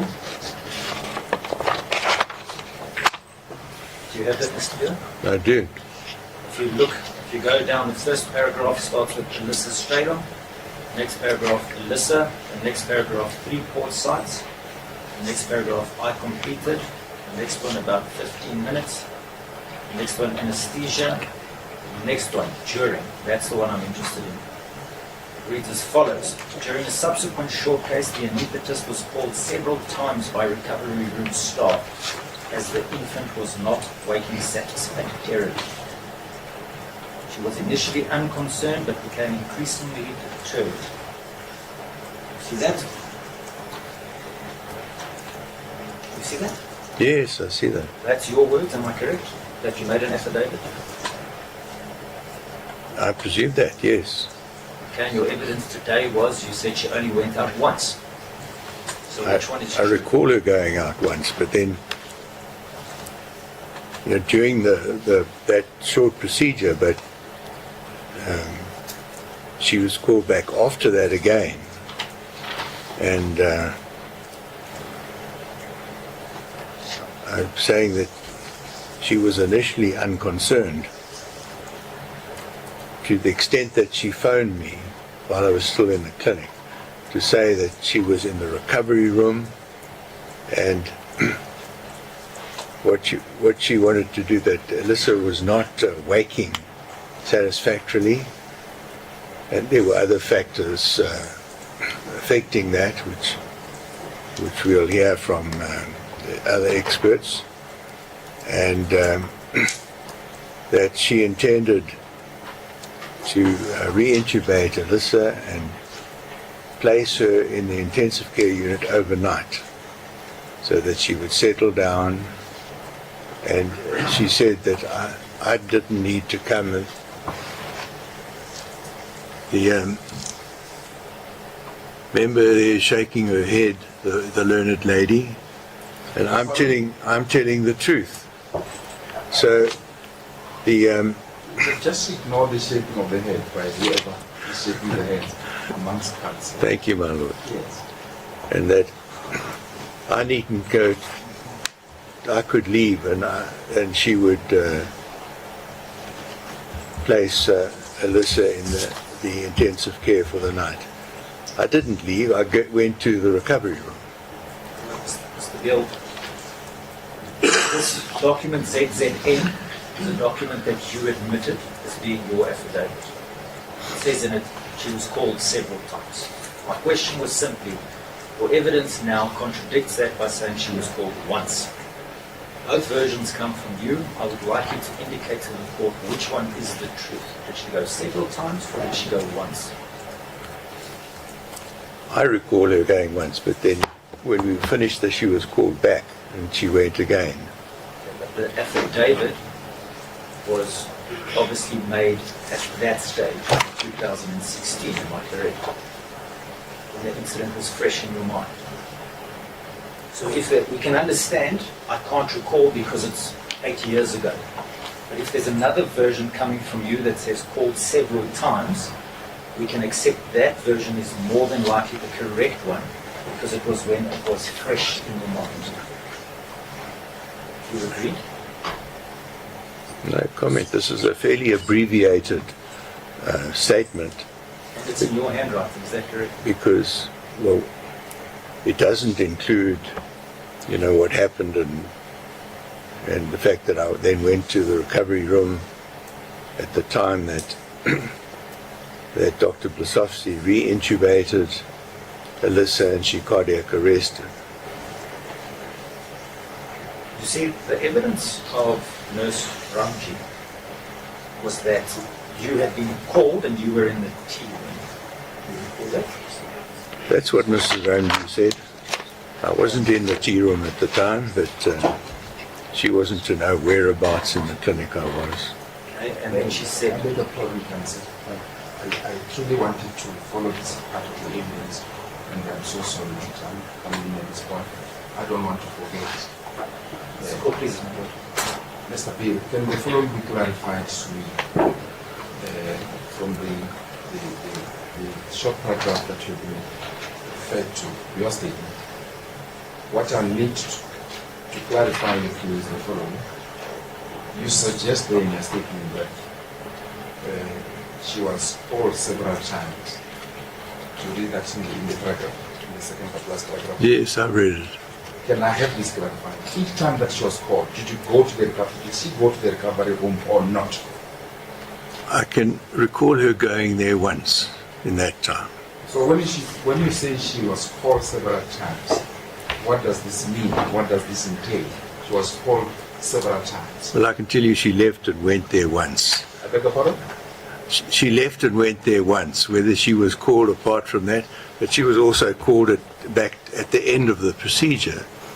So I don't recall any additional cause or her leaving the short procedure we're doing to go and to check on Alyssa. You see, what I need clarity on is the following, and I don't really want to overemphasize this aspect, just need clarity. What then do you mean she was called several times? What does this mean? She was called several times. What does this mean? Because this is your own version.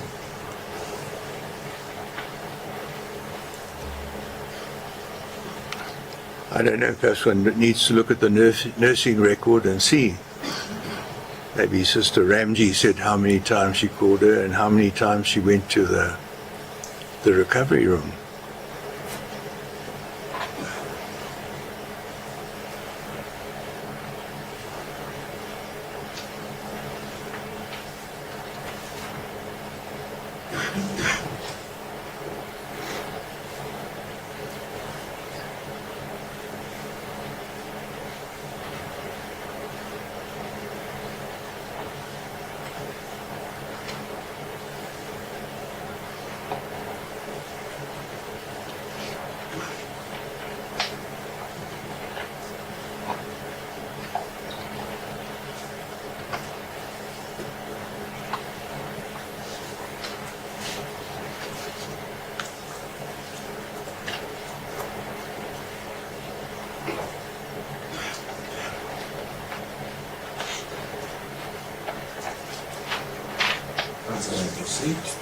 Mr. Beale, do you agree with the second portion of that, where you're describing the attitude of Dr. Blazowski? She was initially unconcerned, but became increasingly perturbed. Do you agree with that? She was unconcerned right through the surgical procedure. No, I'm sorry, I don't want to interrupt you. We're talking about in conjunction with several times. And she was unconcerned when she was first called to the recovery room, and she was initially unconcerned when she subsequently went. That called me to say that Alyssa was not waking up according to her expectation, and she wanted to re-intubate her and put her in ICU overnight. But she wasn't hugely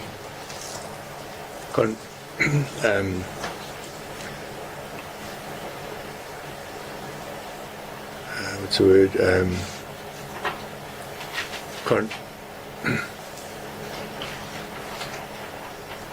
Concerned, and sort of dismissed me and said I needn't come.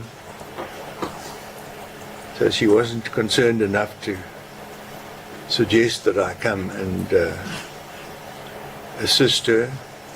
She didn't anticipate there was a problem, and she said she would just intubate Alyssa and keep her overnight, and I should leave, and I didn't leave. I went to the recovery room. I was elsewhere in the hospital other than in the tea room. You see, if we look at this statement in conjunction with your, for lack of a better word, confusion regarding the number of... I'm not confused, Mr. Rubin. Thank you. For your lack of ability to satisfactorily explain the difference between your use of the phrase called once and called several times.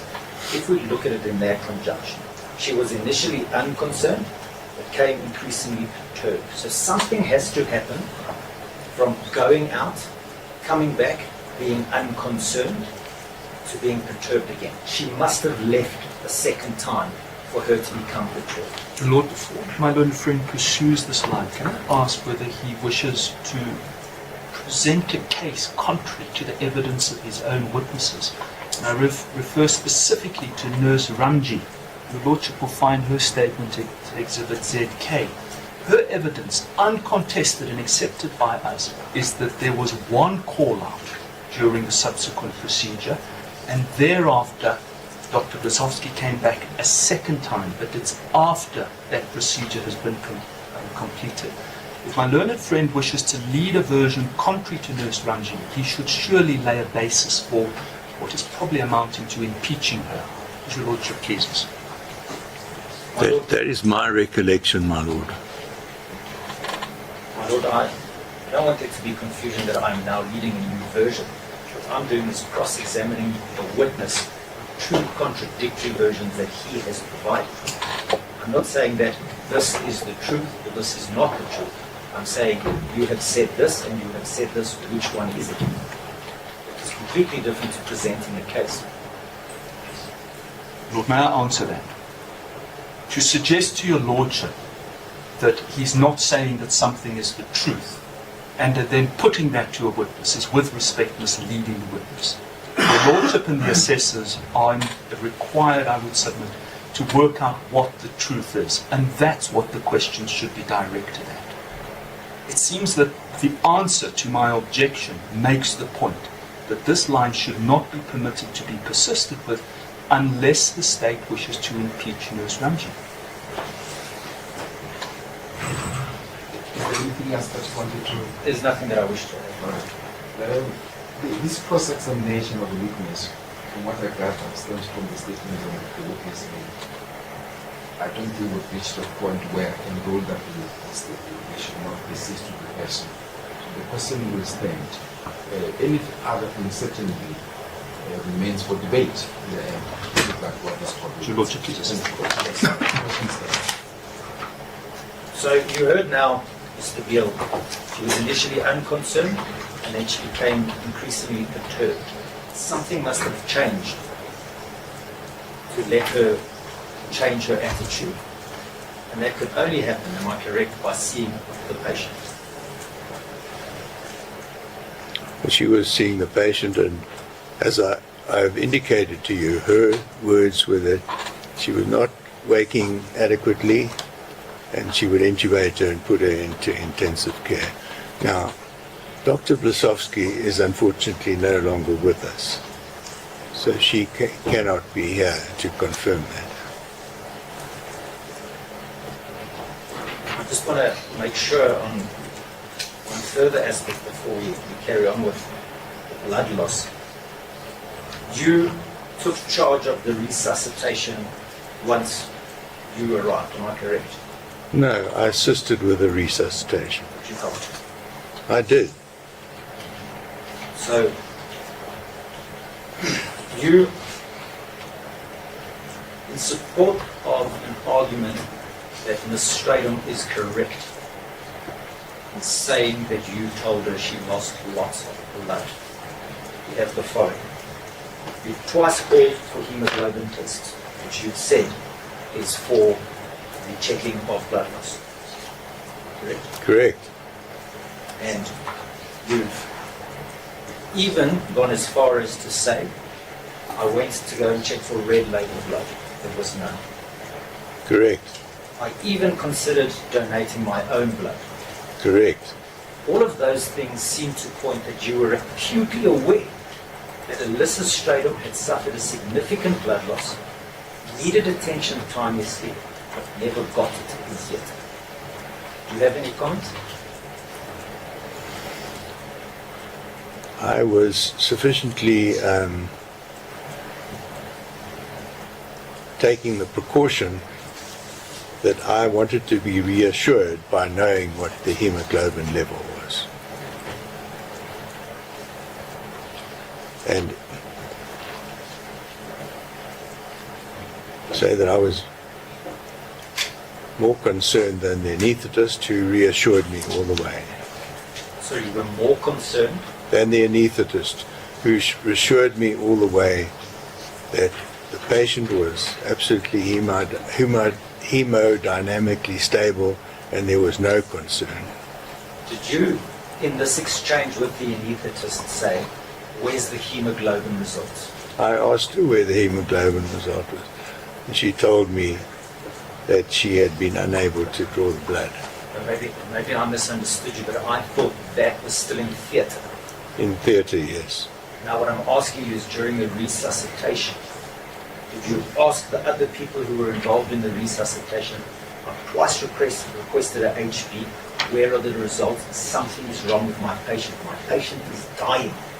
Where is the HB? Did you ever do that? No, there was not time and it wasn't appropriate to do that. What happened was that an arterial specimen was taken at the time for immediate blood gas and hematocrit and hemoglobin estimate. And you saw that result before Alyssa passed away, am I correct? Yes, That's the 7.1, am I correct? correct. And you still failed to take further steps in the sense of giving blood? I told you there wasn't time at that stage that I'd looked for blood and I'd even considered pulling my own blood. But never did. You never did, though, do you agree? No, things progressed too rapidly to do that.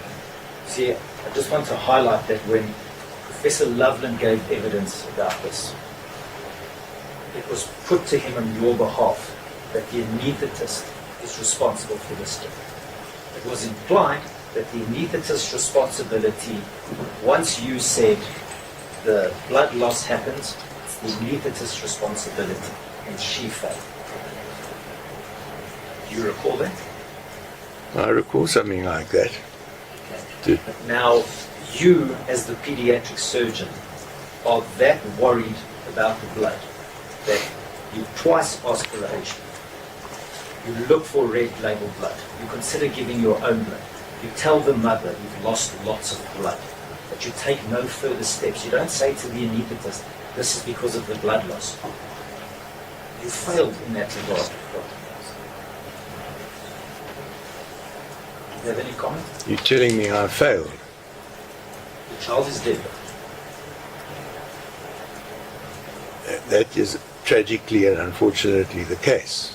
That should not have happened according to Professor Loveland. And you are trying to blame and convict me on that basis, that a child is a non-survivor. And that I had an operative mortality, not of my own making, but through unforeseen, unexpected circumstances, and suffered the kind of mortality that every pediatric surgeon will have on occasions during the course of his career. Do you feel that Dr. Blazowski carries any blame? It's not for me to pass an opinion on. There is an expert witness who will make an opinion. I'm not going to pass opinions on other medical colleagues who were involved in these cases. Do you think if Alyssa's blood loss had been dealt with timelessly, she would have survived? It might have given her a better chance, but, you know, we've referred to this morning to one of the coincidences, which was that both Alyssa and Zion had underlying myocarditis. Do you recall Professor Loveland's evidence regarding that although Alyssa had myocarditis, I don't know if he was even aware. he was aware, and he said that the loss of blood affected a weakened system? I'm sure it did. So, in other words, in terms of Professor Loveland's opinion, expert opinion, it's not the myocarditis per se that caused the death, it is the loss of blood that led to the heart attack. That extent of blood loss without myocarditis probably wouldn't have led to the demise of that patient. What I hear from your answer is you agree that the loss of blood caused compromised heart to have a heart attack and die.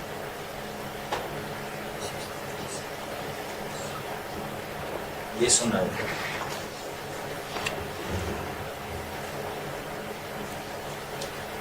My Lord, I see it is a minute before the lunch adjournment. I'm aware, but he has not answered the last question that was. I was going to suggest that he have the lunch opportunity. It seems he has difficulties with the question. We can come back at 2 o'clock. It's a gentleman. Well, my answer to that question is that it's for expert witnesses and forensic experts to state their opinion as far as that is concerned. We are gentlemen. All right.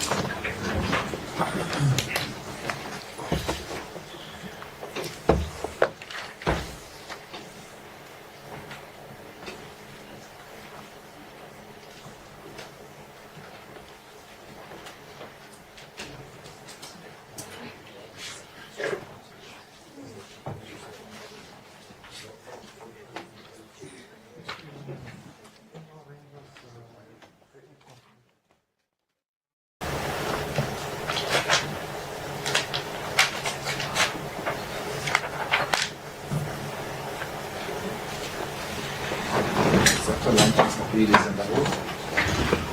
Stop is not rather than is on the oath. We will save me proceed. Yes, my lord. Mr. Beale, I'm now going to turn attention to counts 1 and 2 relating to Ethan Chebis. I just want to start that Ms. Chebis, in her evidence, made reference to 3 separate remarks that she alleges you made. The first one is... But before you proceed, I don't want to take over, I don't want to in charge to do that, but before we adjourn, I'm just doing so out of caution, in case you forgot. There was a question you asked, you said you want to give. My Lord, Be an opportunity to... he did then answer before the lunch adjournment. Did he? That is my recollection. He- What was it? Just remind me. What was the answer? Yes. Now that you mention it. What was the answer for my benefit? My Lord, if I can just get to Foremost in my mind was the fact that you said you wanted to give him that opportunity. Thank you, my lord. Can I answer? I'm advised that I'm being reminded that you in fact answered. Is there another answer now? Or you just want to repeat what you said? As I recall, the learned gentleman was making a comparison between whether the cause of death was due to blood loss or myocarditis, and whether one can give a comparative estimate as to what was the main cause. I could remind him that his own witness, Professor Christina Lundgren, had said that an hemoglobin of 7 was not enough to cause death. The other thing, if you want to make a comparative assessment, is to consider to what extent electrical outages played in the course of this case. Because had it not happened, I think we would have controlled the blood loss far better and sooner than we did.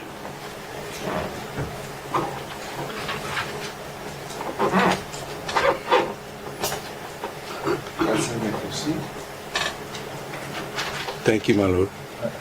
Mr. Beale, before now going to the Chebis matter, I just want to follow up something with you.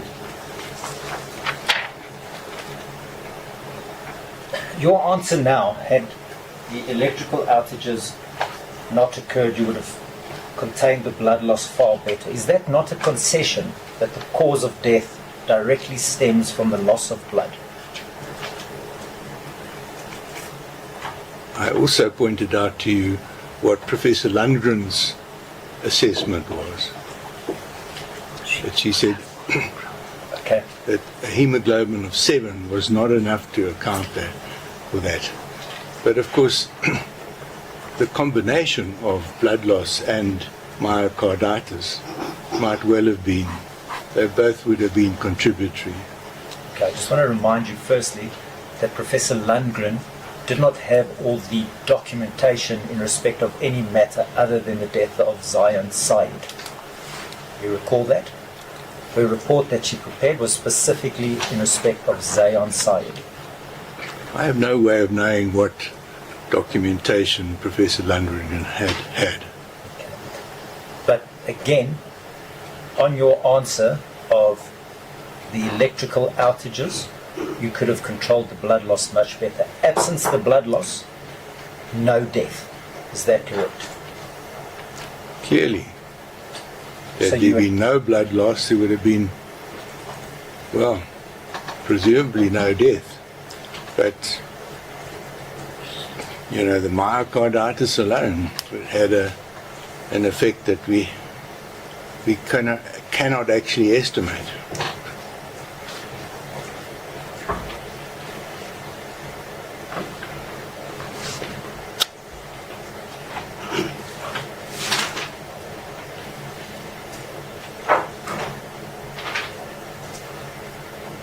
All right, then moving over to Mr. Tevis, what I started with asking you is you recall at various stages of Ms. Tevis's evidence, she made mention of various remarks that you made. One being the issue of prescribing sedatives to mothers. You recall that? I do. You don't dispute that you said that, although you say you meant it light-hearted. Is that correct? Correct. Can I just ask you on that, in your 30 years of experience as a pediatric surgeon, you've encountered a lot of mothers coming with concerns of their children. Is that correct? That's correct. Are a lot of mothers in that situation rightly anxious about the well-being of their children? Of course. So it's normal practice for a mother to be anxious when she comes to see you. Clearly, one needs to take that into account. And that anxiety on the part of the mother may affect the way in which she conveys the symptoms that she has seen. Would you agree? Yes, that's in general statement, yes. So that is where the need for proper clinical professionalism arises even further. Because the mother might say something, underplay it or overplay it, where your assessment is factual. Do you agree with that? I don't know what the significance is, but I agree with it.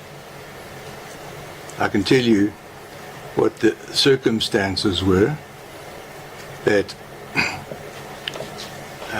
the issue was in preparation of Ethan's bowel for the surgery. He would have an oral agent to clean his bowel out, which was clean prep in those circumstances, and if necessary have a bowel washout, which is the equivalent of giving an enema. And Mrs. Tubes wanted to avoid that and asked if he could have a general anesthetic for that. And I said that's not, usually what was required. In fact, I'd never had anybody request that their child have a general anesthetic for a bowel washout. And I undertook to her that we would wait and see what the effect of the clean prep was and decide whether we would proceed and try and avoid a bowel wash. And I did say to her, sometimes moms need the sedatives rather than the children, and it was said lightheartedly. It was not said with any kind of In retrospect, other intention. in retrospect, do you think that comment was appropriate?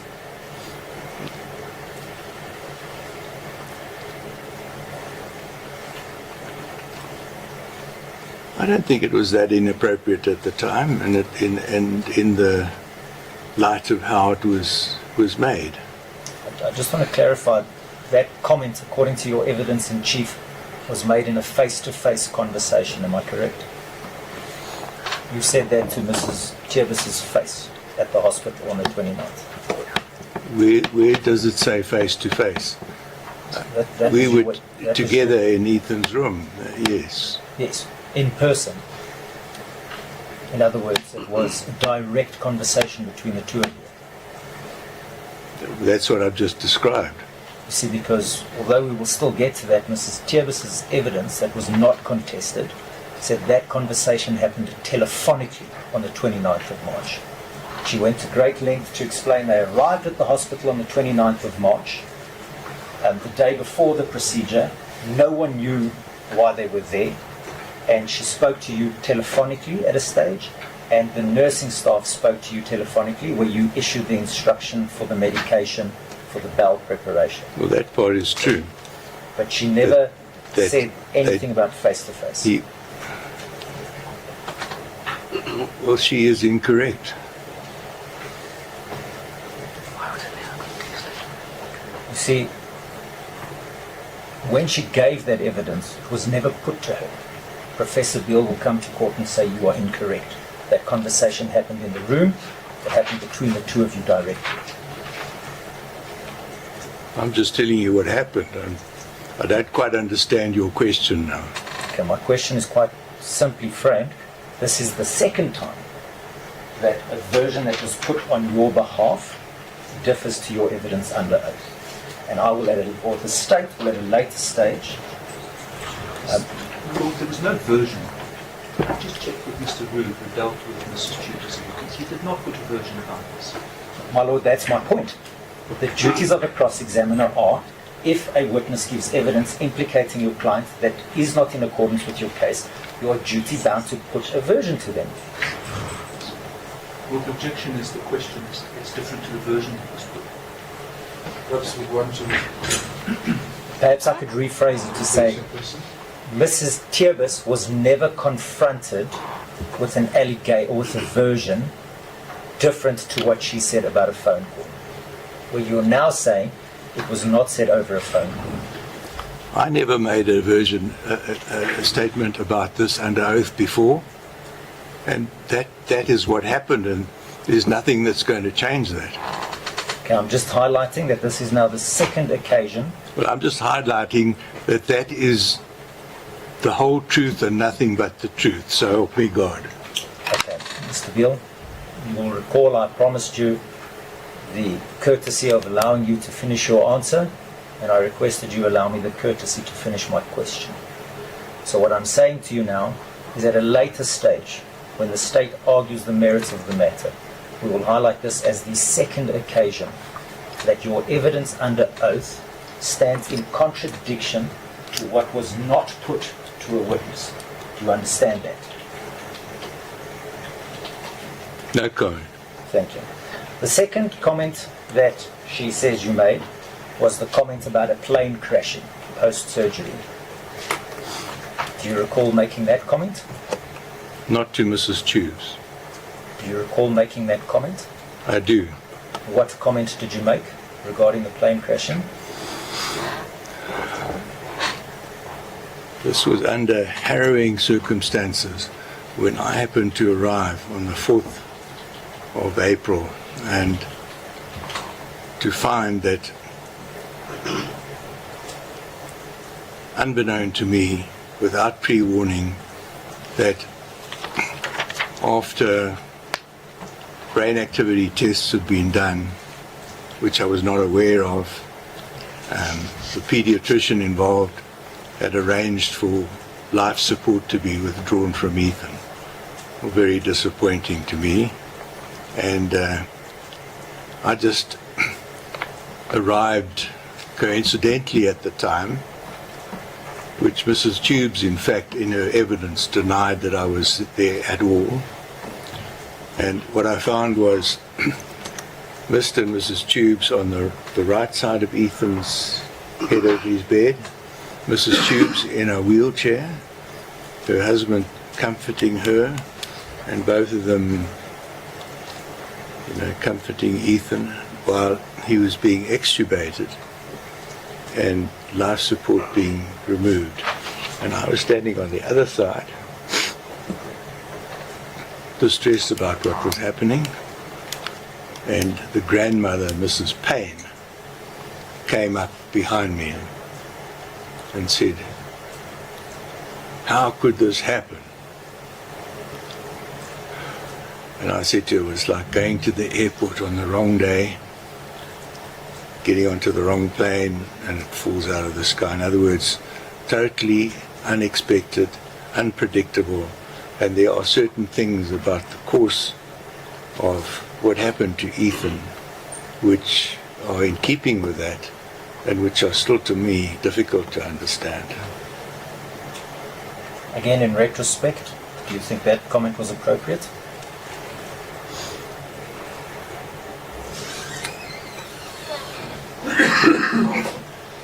Maybe I should have said nothing, or dismissed the question.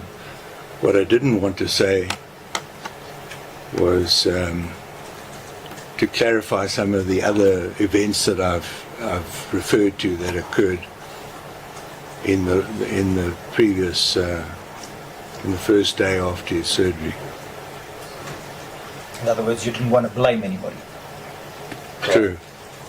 When you, True, I know that I'd been blamed, and my question was, but I didn't want to blame anybody else. at that stage, you didn't want to now, in an emotional state, start apportioning blame.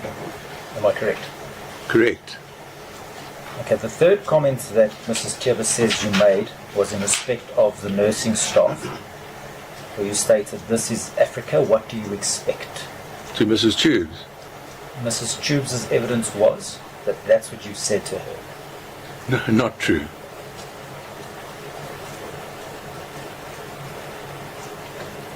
You encountered Mrs. Tubes prior to the death of Ethan on several occasions, am I correct? On one occasion? Can you recall? I don't remember how many times I encountered Mrs. Tubes. I know that on a daily or by twice daily rate I visited Ethan to see, how he was and what the progress was.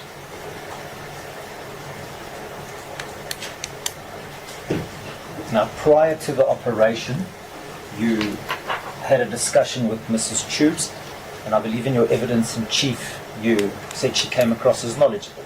Am I correct? Yes. And Or that she had researched the matter and had some knowledge of it. okay. And listening to Mrs. Tubes, or I merely refer to her as Tubes because that's what you refer to her as. I don't want it to be confusion.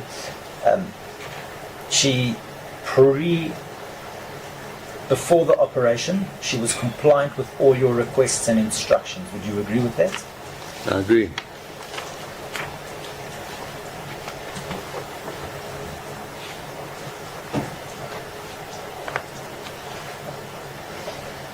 And it's now well known for this court that Ethan's death was the subject of an investigation by the HPCSA. Is that correct? Correct. And the state's witness, Professor Baale, was part of that panel. Am I correct? He was on the assessment committee.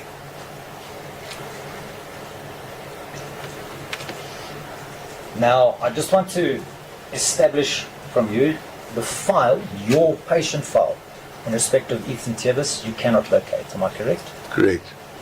That's some years ago, but you had access to the transcript of the HPCSA hearing. Is that correct? Correct. Did you go through the HPCSA transcript in an attempt to recall the events? No. You never looked at it? No, I was there at the time. And I know the information that was submitted to them. So you've never, in preparation for the trial, looked at it? I haven't reviewed it, no. Okay. So everything that you've told this honourable court about the death of Ethan, you recall? I do.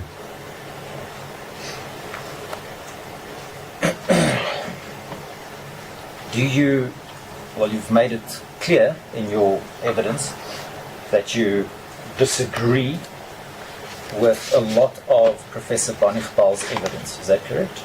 Correct. Do you have any questions about his objectivity in this matter? In other words, you say you disagree with his expert opinion. Do you think he is maliciously saying you were wrong, or do you think he is of a different school of thought regarding treatment of certain diseases? Yeah, I can't question whether he's being subjective or not. As far as Professor Loveland is concerned, it may be different. But you know, I would disagree with Professor Baale in some respects of his witness. And in fact, he conceded quite a few of those during the course of his witness. Do you mean you disagree with him on an academic level? Yes. So you don't question his objectivity? No. Just, I know Professor Loveland isn't relevant to the facts regarding Ethan, but you say it's different with him about objectivity and subjectivity. What do you mean by that? Yeah, I believe that is so. You believe what is so? That he's not entirely objective.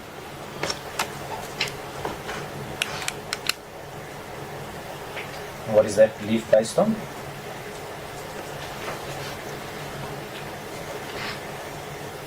Well, several factors. I don't think it's in the scope of this court investigation. Well, with respect, Mr. Beale, the state will at a later stage ask the court to find that Professor Loveland was in fact objective. And his objectivity wasn't per se challenged when he gave evidence. So if you wish the court to find he's not objective, this is your ideal opportunity to say why he's not objective. You can't just say, I don't believe he's objective for reasons I don't want to share. That won't carry I water. don't believe I need to challenge his objectivity or subjectivity. I do need to challenge some of his statements regarding, and one of them being clearly the fact that he submitted a statement conceding that he was not in possession of all the details and all the documents at the time that he submitted his statement. And you believe that raises question marks on his objectivity in the matter? So, no comment. It's a matter of opinion.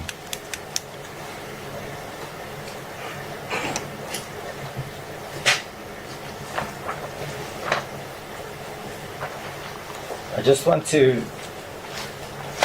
make sure I understand your evidence in chief regarding Ethan's diagnosis. You said that a lot of pediatricians and even some surgeons wouldn't understand the difference between Hirschsprung's disease and hypoganglionosis. Correct. I just want to make sure that I understand Hirschsprung's disease correctly. Would it be correct to say that Hirschsprung's is a rare but significant disease? Significant disease. It's not that rare. Occurs in about 1 in 4,000 patients. Okay, it results in altered bowel motility. Correct. Hirschsprung's disease mainly occurs in the rectosigmoid area. 85% are short segment Hirschsprung's disease, which involves the rectosigmoid. So 85%. The short segment Hirschsprung's disease, Okay. which I've just stated.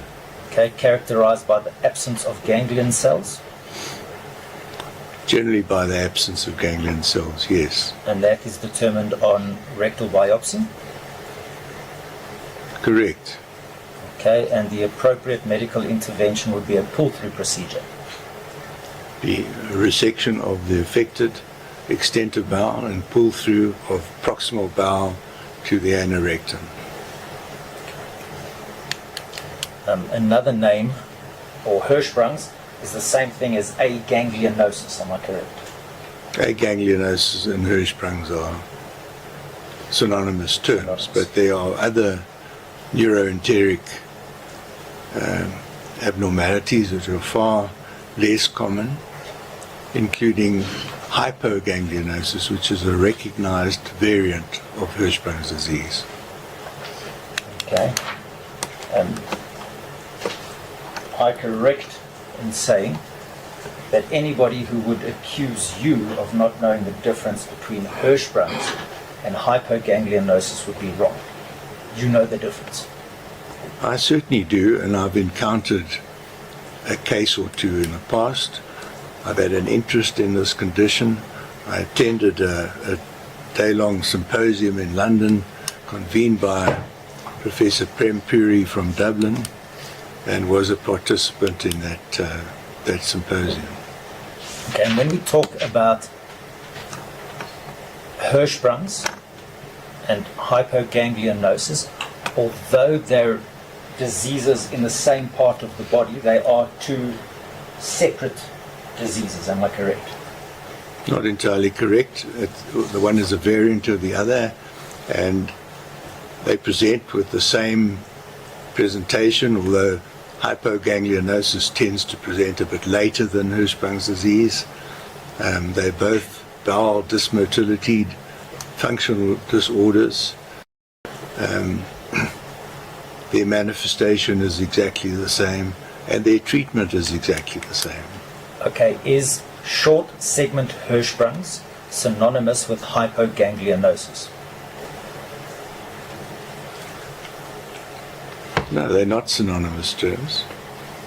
Okay, and you're acutely aware that hypoganglionosis and short segment Hirschsprung's are not synonymous. That is knowledge you have had. Playing on words now, whether it's synonymous or not. They are alike. If you want to use the word synonymous, they are alike in every respect clinically, except the one has normal distribution of ganglion cells and the other one has a paucity of ganglion cells. You see, the reason why I use the word synonymous is you said Hirschsprung's and aganglionosis are synonymous. So now I'm trying to establish hypoganglionosis and short segment Hirschsprung's are not synonymous. Correct. I'm telling you they're not synonymous. Their presentation is alike and their treatment is identical. Okay. Now, so Hirschsprung's and short segment Hirschsprung's, we're talking about the same disease, am I correct? Just over a shorter period of bowel. Sorry, I don't understand the question. Can you just repeat it, please? What is the difference between Hirschsprung's disease and short segment Hirschsprung's disease? Hirschsprung's disease and short segment Hirschsprung's. are the extents of the same disease. You get, I told you, 85% of rectosigmoid. Then get long segment Hirschsprung's disease. You get total colonic Hirschsprung's disease, where the entire colon is involved, and you get Hirschsprung's disease where the bulk of the bowel, including all the small intestine, is involved in Hirschsprung's disease. And I've seen all of those variants. And you get familial Hirschsprung's disease, who share what is called the RET gene, and where it may occur in generations, or 15% of Hirschsprung's are said to be familial, and I have in fact encountered a parent and a child with Hirschsprung's disease in 3 instances. Okay, is a definitive diagnosis of either Hirschsprung's or hypoganglionosis dependent on a biopsy? It is, and in fact, a lot of Hirschsprung's disease is diagnosed on suction rectal biopsy. And in order to actually diagnose hypoganglionosis, you need a full thickness rectal biopsy. And just as it turned out, we did a full thickness rectal biopsy on Ethan because he was a 3-year-old and not a smaller infant. Just want to make sure I understand correctly. Hypoganglionosis requires a full thickness biopsy. True. Cannot be diagnosed in the absence of a full thickness biopsy. Is that correct? Often not. How do you diagnose it? Disqualify the often not. What do you mean by often not? Have you ever diagnosed it in the absence of a full thickness biopsy? No. No. And I'm not the one who diagnoses it. It's the pathologist who diagnoses it. Okay, and Hirschsprung's requires a biopsy as well, not necessarily a full thickness, but a biopsy. Is that correct? Correct. Okay. They say 30% of Hirschsprung's disease are operated on without a biopsy, but that's not the norm in this country. What is your view on that 30%? Is it wrong? I think so. I consider that to be wrong. So is that 30% worldwide or South Africa? That I is told you the norm in South Africa is to take a biopsy.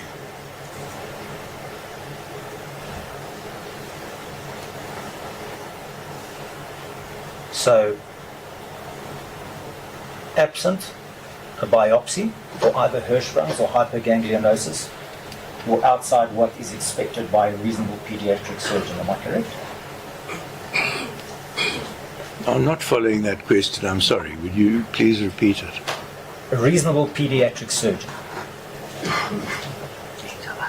cannot diagnose Hirschsprung's or hypoganglionosis in the absence of a biopsy report. Certainly. So my question was phrased in the reverse. If you diagnose in the absence of a biopsy report, you are not acting to the standard of a reasonable pediatric surgeon. Correct.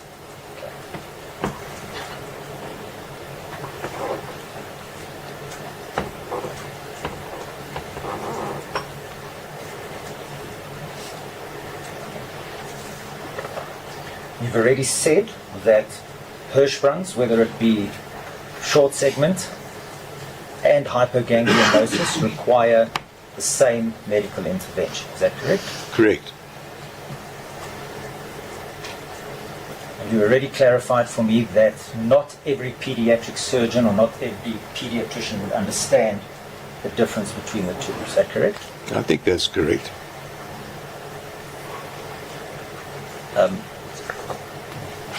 Do you think you could explain that difference to me? I'm not asking for the explanation. I'm asking, do you think if I come to you with a sick child, you could clearly explain the difference between a child who has Hirschsprung's disease and a child who has hypoganglionosis? I could explain that to you, yes. Hypoganglionosis is an extremely rare condition. I don't at this stage require the explanation. I just wanted to know you are of the view you could explain that difference. There was an article by, I'm not sure if I pronounced the name correctly, Prem Puri, submitted as Exhibit W on your behalf. My Lord, it is at case lines 3-800 is the portion that I will refer the court to shortly. Do you remember that article? I certainly do. Do you align yourself with the views of that article? I do. Do you agree with it in its entirety? You've obviously read it. I've read it. You agree with it? Essentially, I do. Though I can't remember it perhaps in its entirety. I'm familiar with Prem Puri, Okay. as I indicated.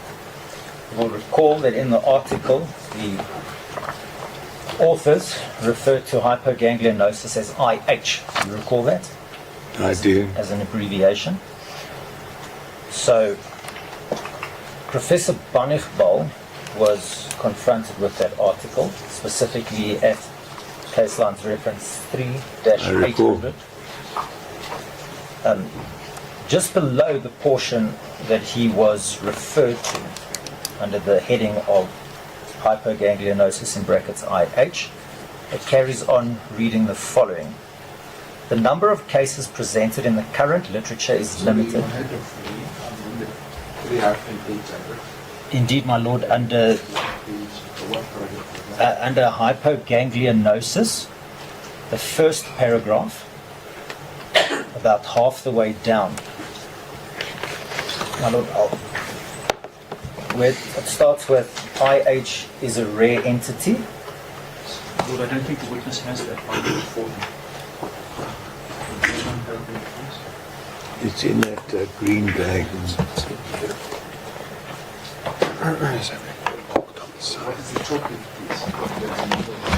My Lord, it is, if the court looks on the left-hand side, there's a bold heading, hypoganglionosis. It is the third bold under management outcome hypoganglionosis. That is the portion that Professor Bonigbal was referred to. I'm referring to the fifth line down. The second word or the sentence starts with the number. Are you with me, Mr. Beale? You're talking about the epidemiology now, under the heading of hypoganglionosis. No, if you go to hypoganglionosis, the first paragraph reads as follows. This is the portion that was put to Professor Bonigbal. IH is a rare entity and has been classified as a hypogenetic type of intestinal innervation disorders. Do you see that? I do. And the fifth line of that paragraph, the sentence starts, the number of cases presented, that's what I want to refer you to, reads, the number of cases presented in the current literature is limited because IH is one of the rarest subtypes of intestinal innervation disorders, and the discussion about IH as a real isolated entity remains controversial. You see that? I see that. Do you agree with that? That the diagnosis of hypoganglionosis remains controversial? Bearing in mind, it was specifically put to Professor Bonigbal that this article's time frame was relevant to 2012, the time of Ethan Tierlis's death. So do you agree in 2012 the diagnosis of hypoganglionosis was controversial? It's very rare, but I don't regard it as being controversial. Professor Bonigbal said in his practice it didn't exist. I have had one case in particular that I recall of hypoganglionosis, and I remember him because he came all the way from Dubai. So in addition to Ethan Tierlis, you had one case? That I recall, yes. And when was that? Time frame wise, before or after Ethan? Considerably before Ethan tubes. I just want to make sure of an aspect that all the pediatricians and pediatric surgeons spoke about. Was it common in your practice to encounter children whose parents complained of constipation? That's a very common complaint. And reflux is also a common complaint, am I correct? Less common. Okay, so I just want to be clear. Do you disagree or do you agree with this article when it says the discussion about IH as a real isolated entity remains controversial? Do you agree it remains controversial, or in your mind is it a well-established medical fact that this hypoganglionosis is its own type? Well, you know, that reservation is in this report, but nevertheless, Prem Puri regards it as an entity. I think there's another article by Prem Puri on these matters, where he seems to be more adamant about. Okay, if I could, staying on that page, 3-800, if you look on the right-hand column, the very last paragraph under the bold heading, management.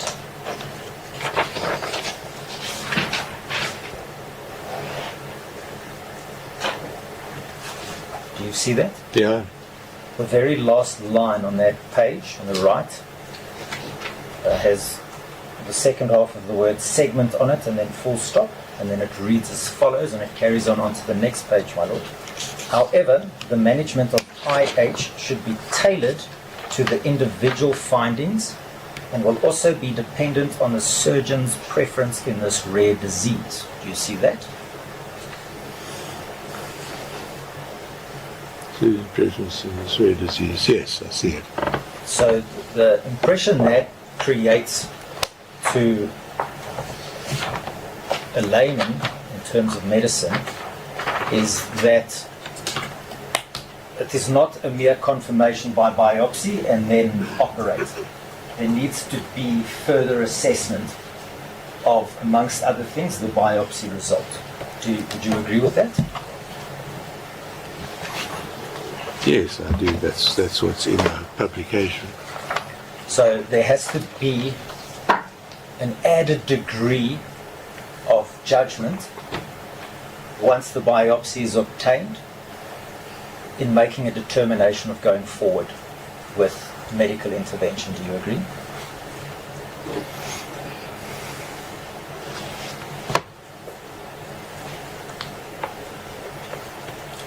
Do you need me to repeat the question? No, you want to know whether there's an added degree of judgment. Yes, you've got to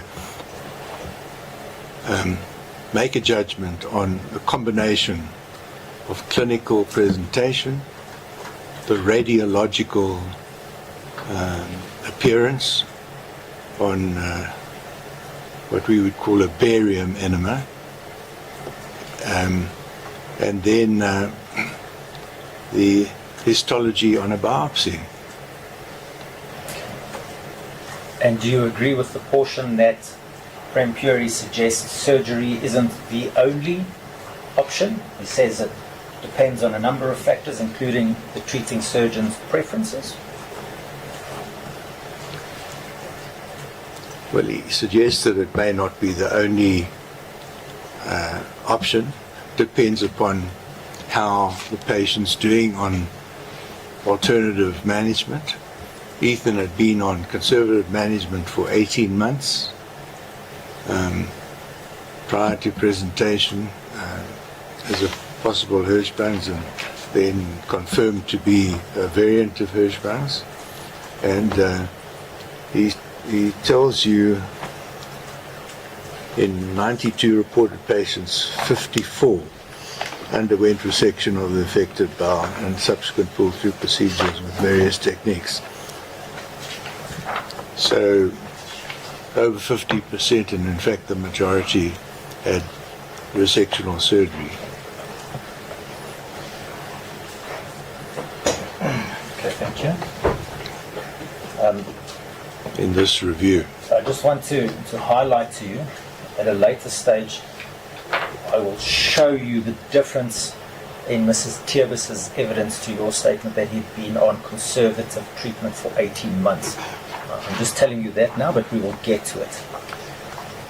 You spoke about a gaseous dilatation of an abdomen. Yes, he had dilatation of his abdomen. Could have been. What are possible causes of gaseous dilatation? Are there causes other than Hirschsprung's and hypoganglionosis?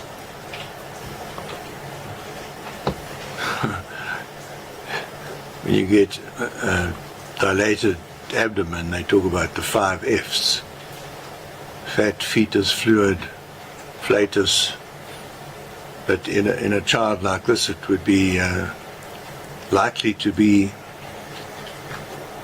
gaseous and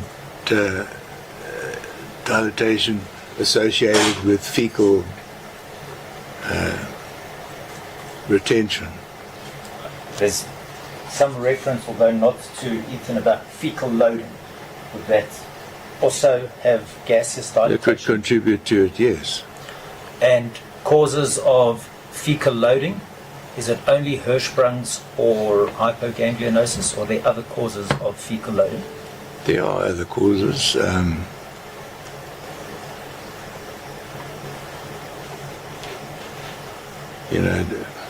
So what, Might just be a child with acquired constipation, which is something one sees not too infrequently, and it may be initiated, for instance, by an anal fissure in a child withholding stooling. so what, Psychological, emotional factors why they don't pass stool. so what I want to make sure It's the that sort of thing that one is very well acquainted with, differentiating from other possible organic causes. And in the majority of these cases, it's possible to exclude organic causes and rely on other treatments.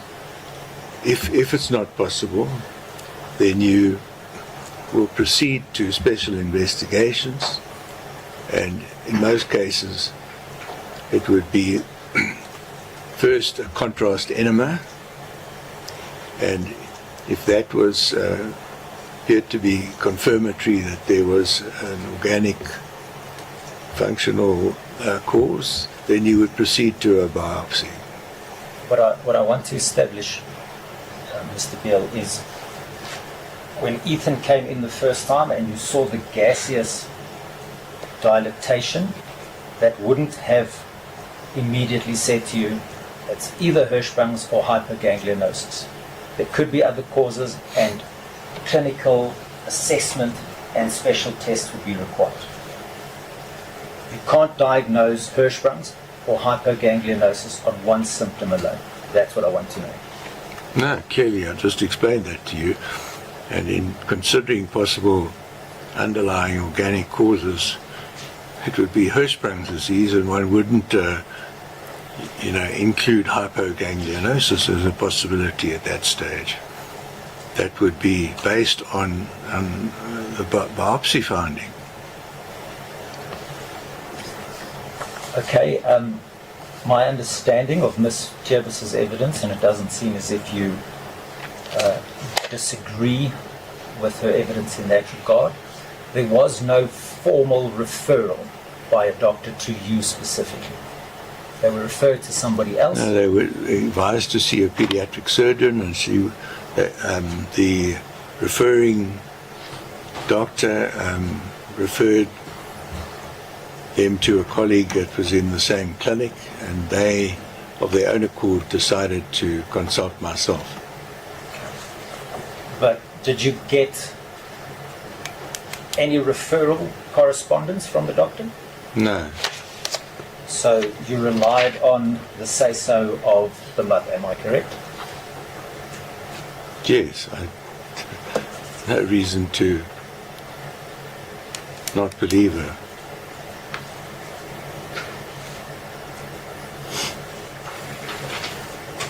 And that no reason to not believe her was enhanced when you noted she followed your requests and instructions going forward. Am I correct?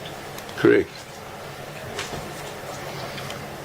So, remember we spoke about anxious mothers. Would you put her into the category of an anxious mother? Or was she... I would. She was an anxious mother. Okay.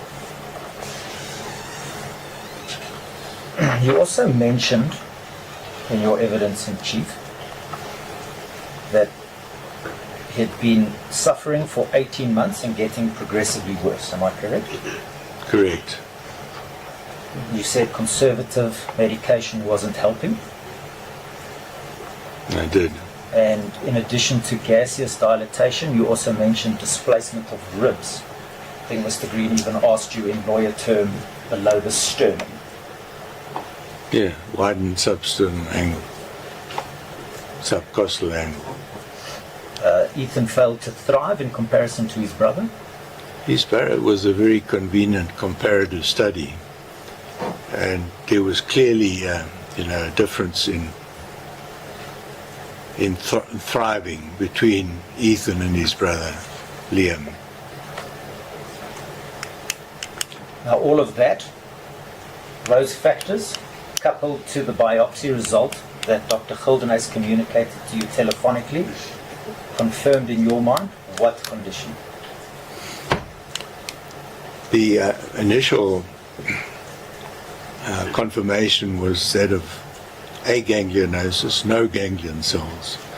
When I first spoke to Dr. Gildenhuys, she said she had not seen any ganglion cells, and she said she'd done a pretty thorough investigation, and she seemed to indicate that she didn't really expect to find any, but she would do further sections, which she did.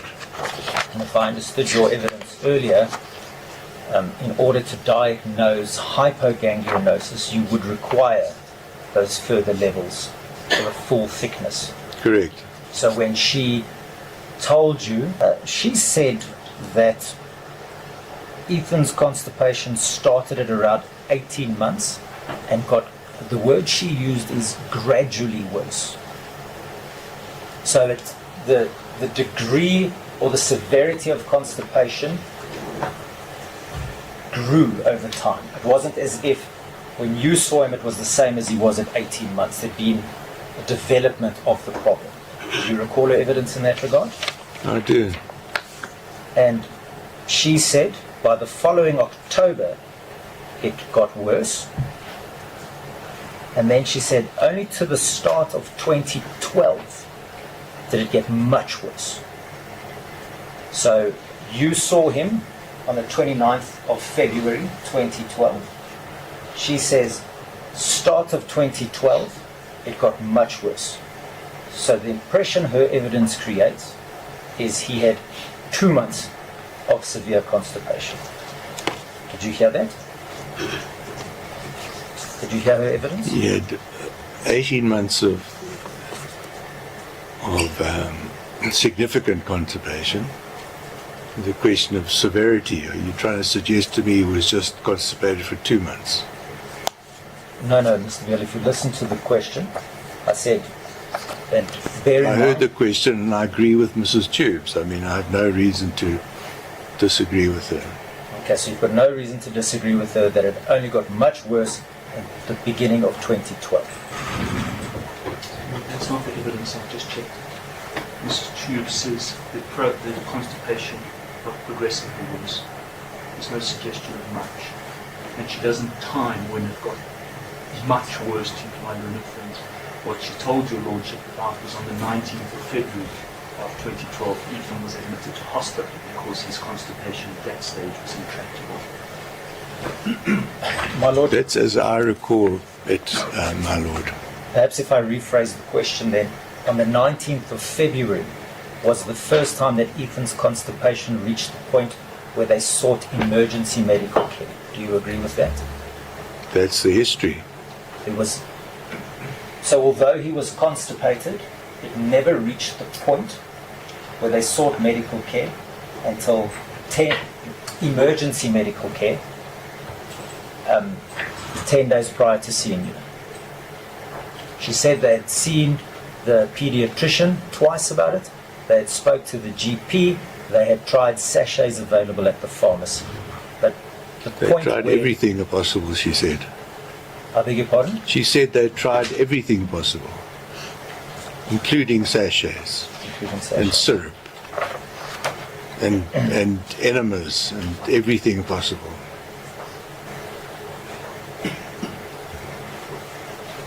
Okay, but the first seeking of emergency medical attention was the 19th of February, am I correct? When Ethan was in severe pain and they needed to take him to the hospital. It was a Sunday morning. So, Ms. Tevis also said that upon consulting you on the 29th of February 2012, you didn't actually check anything on Ethan in the examination room. That was her evidence. That's not the case, and that's not what she says. So what does she say? It's in the record. She says I took him to the adjacent room and had a look at him and looked at his abdomen mainly, and that's how, you know, the comment of him having a widened subcostal angle came. I didn't suck it out of my thumb. And then, having looked at him and seen his general bodily status and the fact that he was clearly underweight compared to his twin brother, and in fact he was 2 kilograms less than his twin brother at that stage, would have put him on, I think I had in the notes, on a percentile of 8 to 10% percentile on the growth chart. Now, one of your expert witnesses argued about whether it was a South African or an American growth chart. I don't think it's that relevant, but I did not do a rectal examination on him, not being what's the word? Anyway, you don't do a rectal examination on a child unless it's really necessary, and it wasn't necessary in this case because I knew that we were going to proceed to a biopsy within weeks, and I would be examining his rectum at that time. Can you recall the date of the biopsy?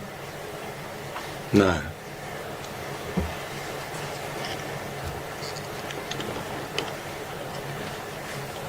Did you recall at the time of the biopsy, you had, according to Mrs. Tevis's evidence, indicated to her she should call you on the 16th of March to inquire about the biopsy results?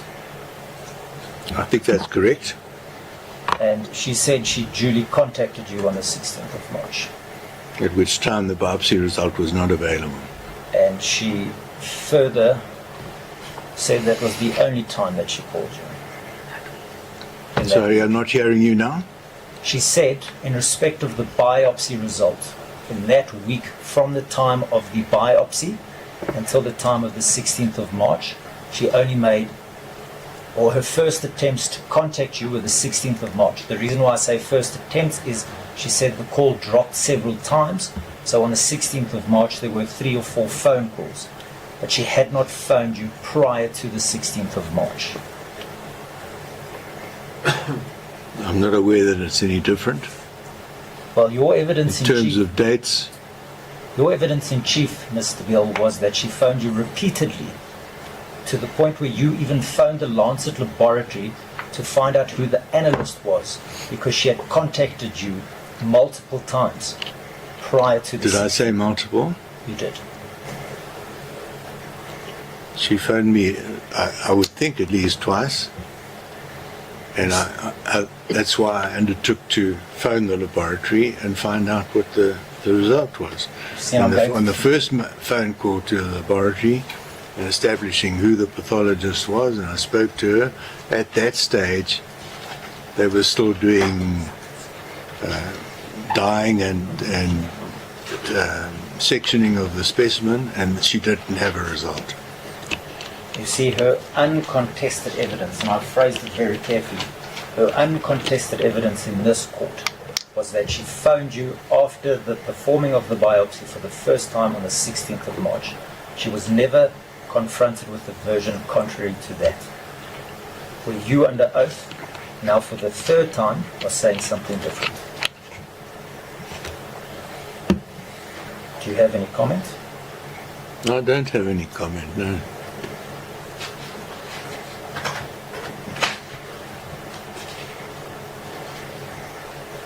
She even said that she asked you if you have the results available, and you said yes, the results are available.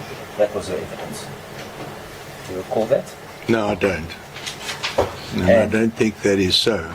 Then she went on and she said you told her the results were so clear that they actually knew earlier in the week and didn't have to wait for the cultures to develop. That's what she says were your words to her on the 16th of March. That's what she says. I don't think that is true. When I had the preliminary report, which was telephonic from Dr. Gildenhuys, I told her, and I think I contacted her and told her what the report was at that stage.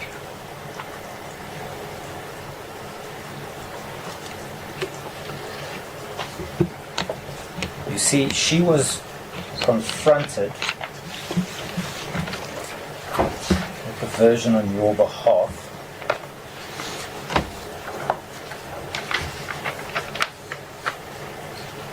that on the 16th, there was no dispute that the phone call was on the 16th, but the motivation behind the phone call was that Dr. Gildenhuys had told you telephonically earlier in the week that there were no signs of ganglion cells, and therefore Ethan had Hirschsprungs. Correct. So there's two pictures that emerge here. The one is she phoned you several times, more than once, at least twice prior to the 16th, Correct. and then on the 16th you gave her the outcome. The other one is she never phoned you, and on the 16th she phoned you and you gave her the outcome. So which one of the two is it? First one.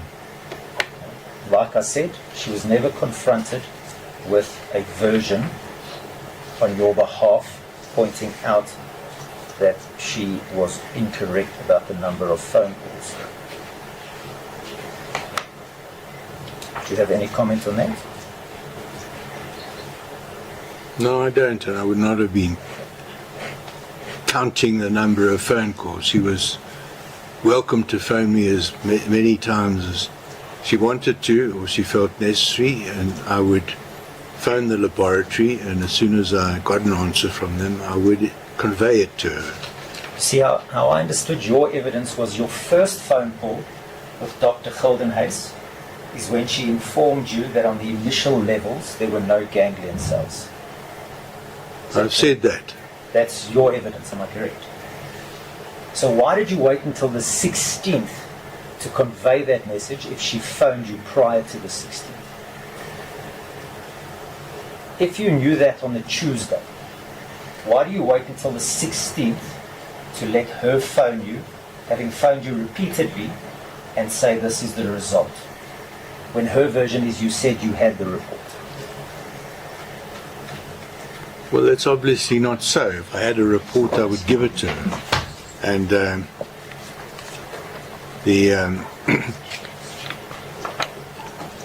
they've reminded me that I was at a congress.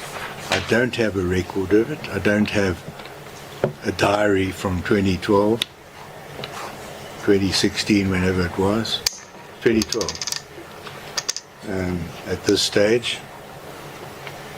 Sorry, I missed the portion of your evidence. You said, who reminded you you were at a conference? Mrs. Tubes, or the Tubes family. Here in court, she reminded you were at the conference. Is that I don't what know you said? where she reminded me. I think in the records.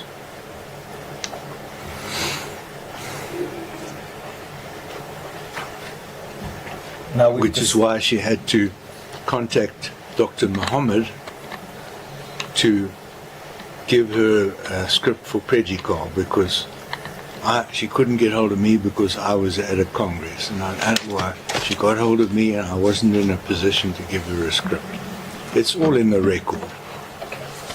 We spoke now about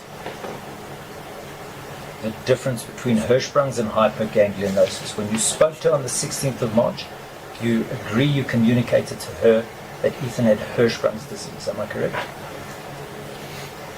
I didn't go into the nuances of it because, as I explained to you, many GPs, general surgeons, and even some pediatric surgeons would not have heard of hypoganglionosis and would not understand the implications. But hypoganglionosis is a recognized variant of Hirschsprung's disease. It requires exactly the same intervention and procedure, and one could expect the subject to really benefit from that procedure, which I thought was what would happen to Ethan had the absolutely bizarre, unexpected, unpredictable course of events that occurred. Mr. Beale, I don't want to curtail you unnecessarily, but my question relates to what you communicated to Mrs. Tiebes. Mrs. Tiebes' evidence was on the 16th of March, you told her categorically Ethan had Hirschsprung's. In response to that, Mr. Roux put to her the reason why you said Ethan had Hirschsprung's. So do you dispute on the 16th of March you told her Ethan has Hirschsprung's and requires surgery? Correct. Correct, you dispute it, or correct that is what happened? That's what happened. Okay. Now, when did you realize, regardless of the technicalities of differences between Hirschsprung's and hypoganglionosis, when did you realize that Ethan actually had hypoganglionosis as opposed to Hirschsprung's? Well, I just know that it was when I got a written report, and where she reported occasional ganglion cells, that I then once again phoned her and asked her if, in her opinion, what she had seen was in keeping with hypoganglionosis. And her answer to that was yes, she agreed that it was in keeping with hypoganglionosis, with the reservation that she hadn't actually measured the difference between cells, and I don't know what pathologist does or would. And the accepted distance was 4 microns. But she had not measured that, and in her opinion, what she saw was in keeping with hypoganglionosis. If I understood your evidence in chief, you elected not to tell Mrs. Tiebes about this prior to the surgery because they both require the same treatment. Is that correct? Correct. So that implies quite clearly that you, as the treating surgeon at the time of the surgery, the end of March, were aware that the diagnosis was in fact hypoganglionosis and not Hirschsprung's. Am I correct? Correct. And you've already told us that you are acutely aware of the difference and you could explain it to me. Am I correct?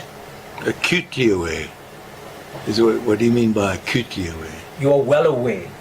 Your knowledge and experience, you know the difference between Hirschsprung's and hypoganglionosis. No, it's minimal. Okay. Now you recall you've already told us that after a death you're familiar with completing a GW7/24. Is that correct? Probably is. No, I'm not talking about in this case, I'm talking about in every case. You're aware that that's what you have to do when there's a death. Correct. Okay. I want you to have a look, my lord, is Exhibit C. The case line's reference is 3-169.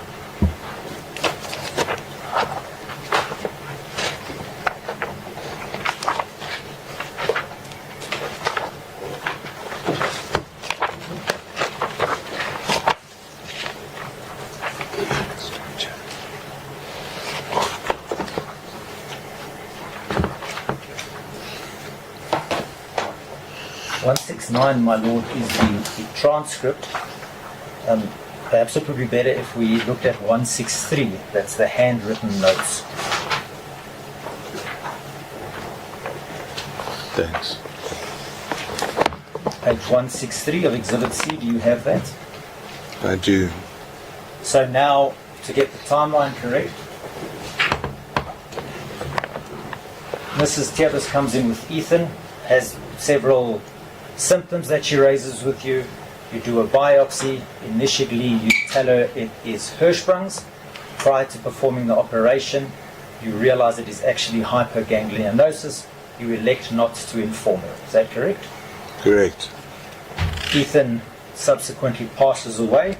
This GW7/24 is completed. Do you agree this is your handwriting, the document in front of you? My handwriting, yes, I haven't read it yet. And if you look, there's a number of paragraphs. If you go down 1, it's called history. 2, pre-operative examination. 3, diagnosis. Now you please read what you have written under diagnosis. Yeah. What does that say? Distal short segment anorectal aganglionosis. Okay. Now bearing in mind, this is after Ethan has passed away, when you already know that the definitive diagnosis is hypoganglionosis and not aganglionosis. Could you explain to the court why you wrote in this form that you were performing a procedure for aganglionosis?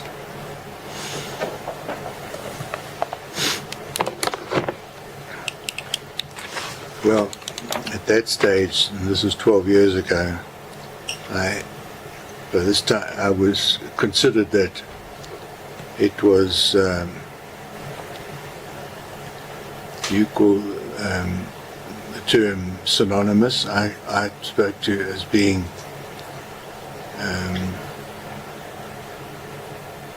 equivalent. No, you used the word alike, but you also said let's not play with grammar, and you specified Hirschsprung's and aganglionosis synonymous. Hypoganglionosis, something different.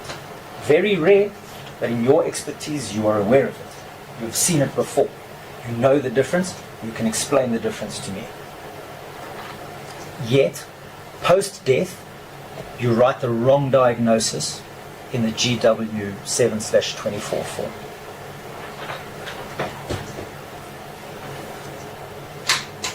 So the reason why I want to give you an opportunity to comment on this is a pattern emerges of the diagnosis confirmed to Mrs. Tiabas being incorrect and the diagnosis confirmed to Mrs. Baele being incorrect. It seems like on more than one occasion, you, a man of excessive experience, extreme knowledge, has given the wrong diagnosis on 2 separate occasions. 10 years apart. Yeah, well, Sorry, 7 years apart. because Now my point that I want to make, Professor, is you said this document is completed by you. It is, for lack of a better word, your safety net. But you put an inaccurate diagnosis in a document discussing the cause of death.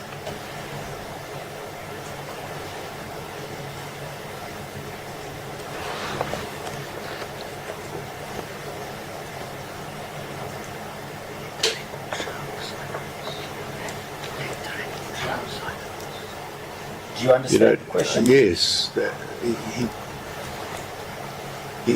he had a condition equivalent to aganglionosis, and he had a procedure which one would do for aganglionosis.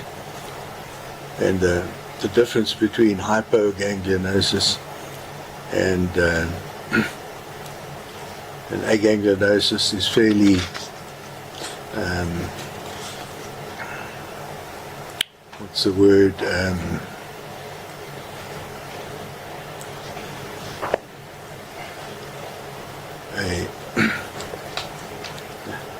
Technical, and I was certainly not trying to mislead anybody. He had treatment as for Hirschsprung's disease, You see, being hypoganglionosis being a variant of Hirschsprung's disease. You see, Mr. Beale, my question was quite clear to you. And the history of your answers on the process to diagnose Ethan was also clear. And with respect, if it is me, not trained in medicine, who makes such a mistake, then your argument might hold water. But for the expert that you were at that stage to write aganglionosis, knowing full well that the diagnosis is hypoganglionosis, knowing full well what the differences are, cannot come down to but they're similar. It doesn't say diagnosis or similar, it says diagnosis. We're dealing with a child who died. We cannot put incorrect terminology in that form, and you knew that at the time of completing the form.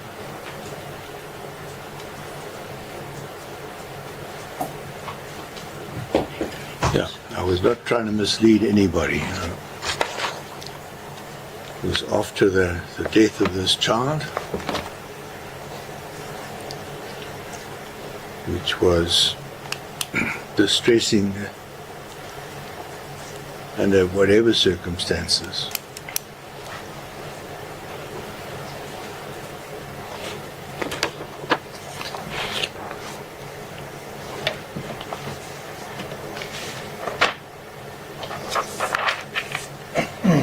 Is that all you have to say about that? Yes. You see, what I don't understand about your answers, Professor Beale, you've said you could easily explain the difference to me. So why did you not attempt to explain the difference to Mrs. Tibbs? Did she not deserve the truth? To know that, wait, your son actually has hypoganglionosis. Pren Puri and others say there are alternatives, but in my best judgment, surgery is the required procedure. Would that not amount to informed consent on her part? Is that Well, not I'm a discussion explaining it to have? you in a court where I'm required to explain the details of this matter.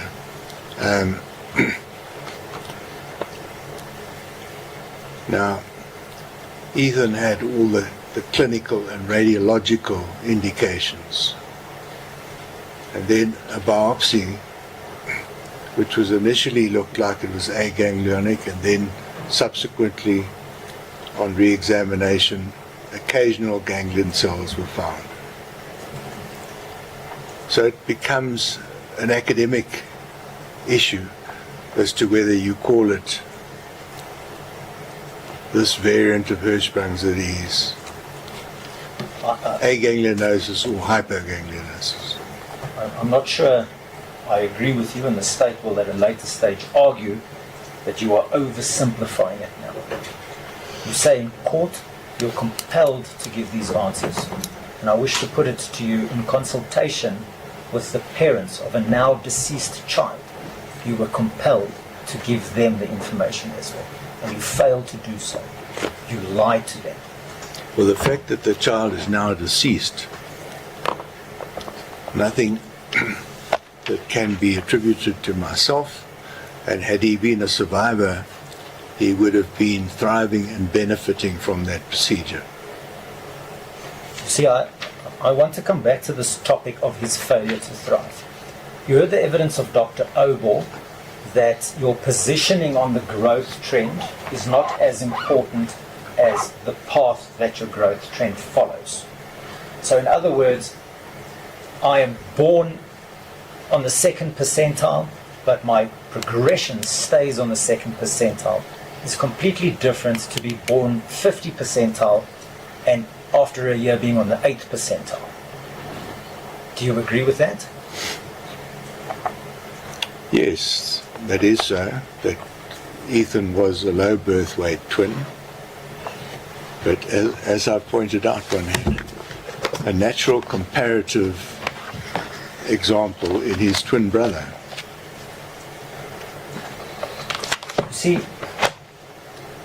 when you assessed Ethan, you thought there was a failure to thrive, am I correct? Sorry, I'm not hearing you now. When you assessed Ethan, when you examined him, Yes. 29th of February, you thought there's a failure to thrive.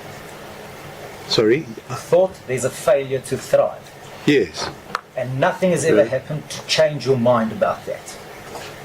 No, that was the condition at the time.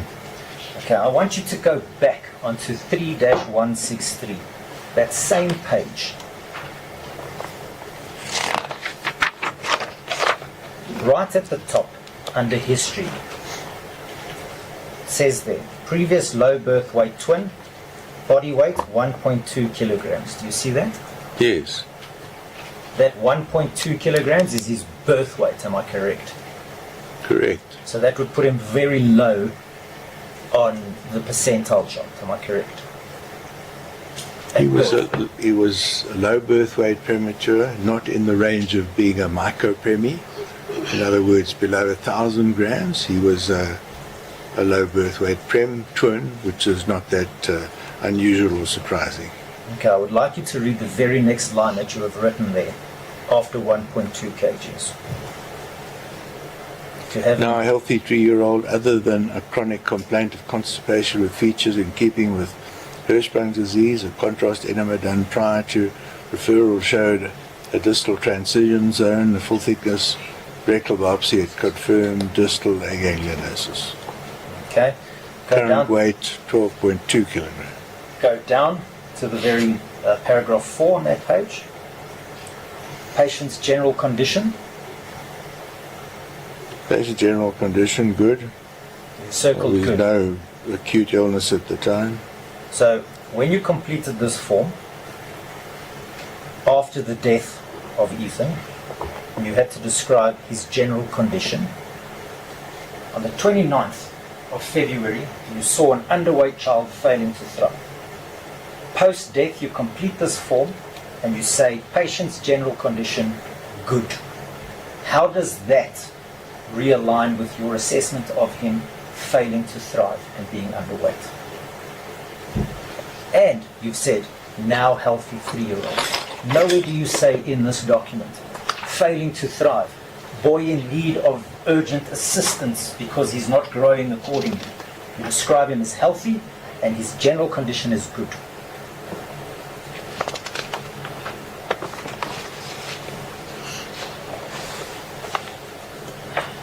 Good, fair, poor, serious, grave. I just want to place on The record. choice of what choices you are given in that row, I could have said fair, but I gave him the benefit and called him good. He wasn't that unwell. He was unhealthy, at least unhappy, miserable little chap, often in discomfort. You see, Professor Beale, The question of how you actually calibrate that, you see characterize that. you're saying that you could have described him as fair, but you described him as good, is tantamount to speaking well of your enemy in a eulogy. It seems as if you're now trying to say, "Shay, the poor guy's dead, I'll say he was good even though he was fair." That makes no sense in line with your medical diagnosis of Ethan's condition. He was either good or he was failing to thrive. It cannot be both. Well, he wasn't acutely ill. He wasn't acutely ill, yet you decided, in the absence of having seen the biopsy, he requires surgery.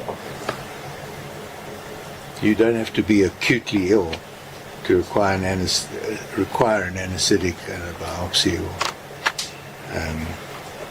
That's not the criterion on which to decide whether somebody has a rectal biopsy.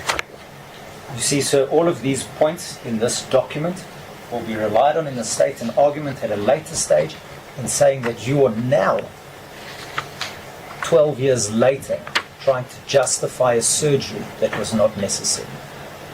I don't agree with you that it was not indicated and that Ethan would not have benefited from that surgery. And I really don't understand fully what happened to him. That he developed something that night. The record shows that he aspirated in the recovery room already, that he continued to aspirate through the night. He certainly got aspiration pneumonia, proven on chest x-ray.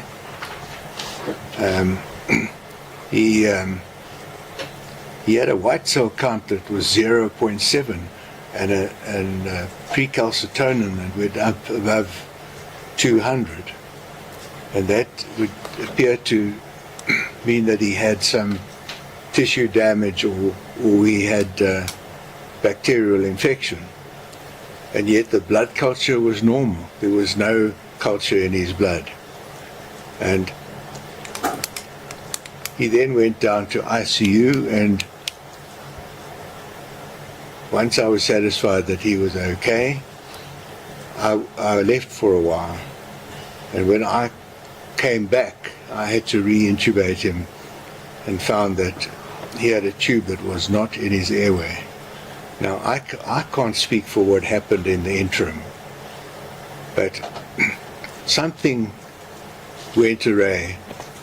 Dr. Obo would claim that it was all in the abdomen. I'm afraid I don't agree with her. Firstly, autopsy proved that there was no blood, and my defense will explain to you why there was no infection either. So this was a totally unexpected kind of course, because these patients usually have a very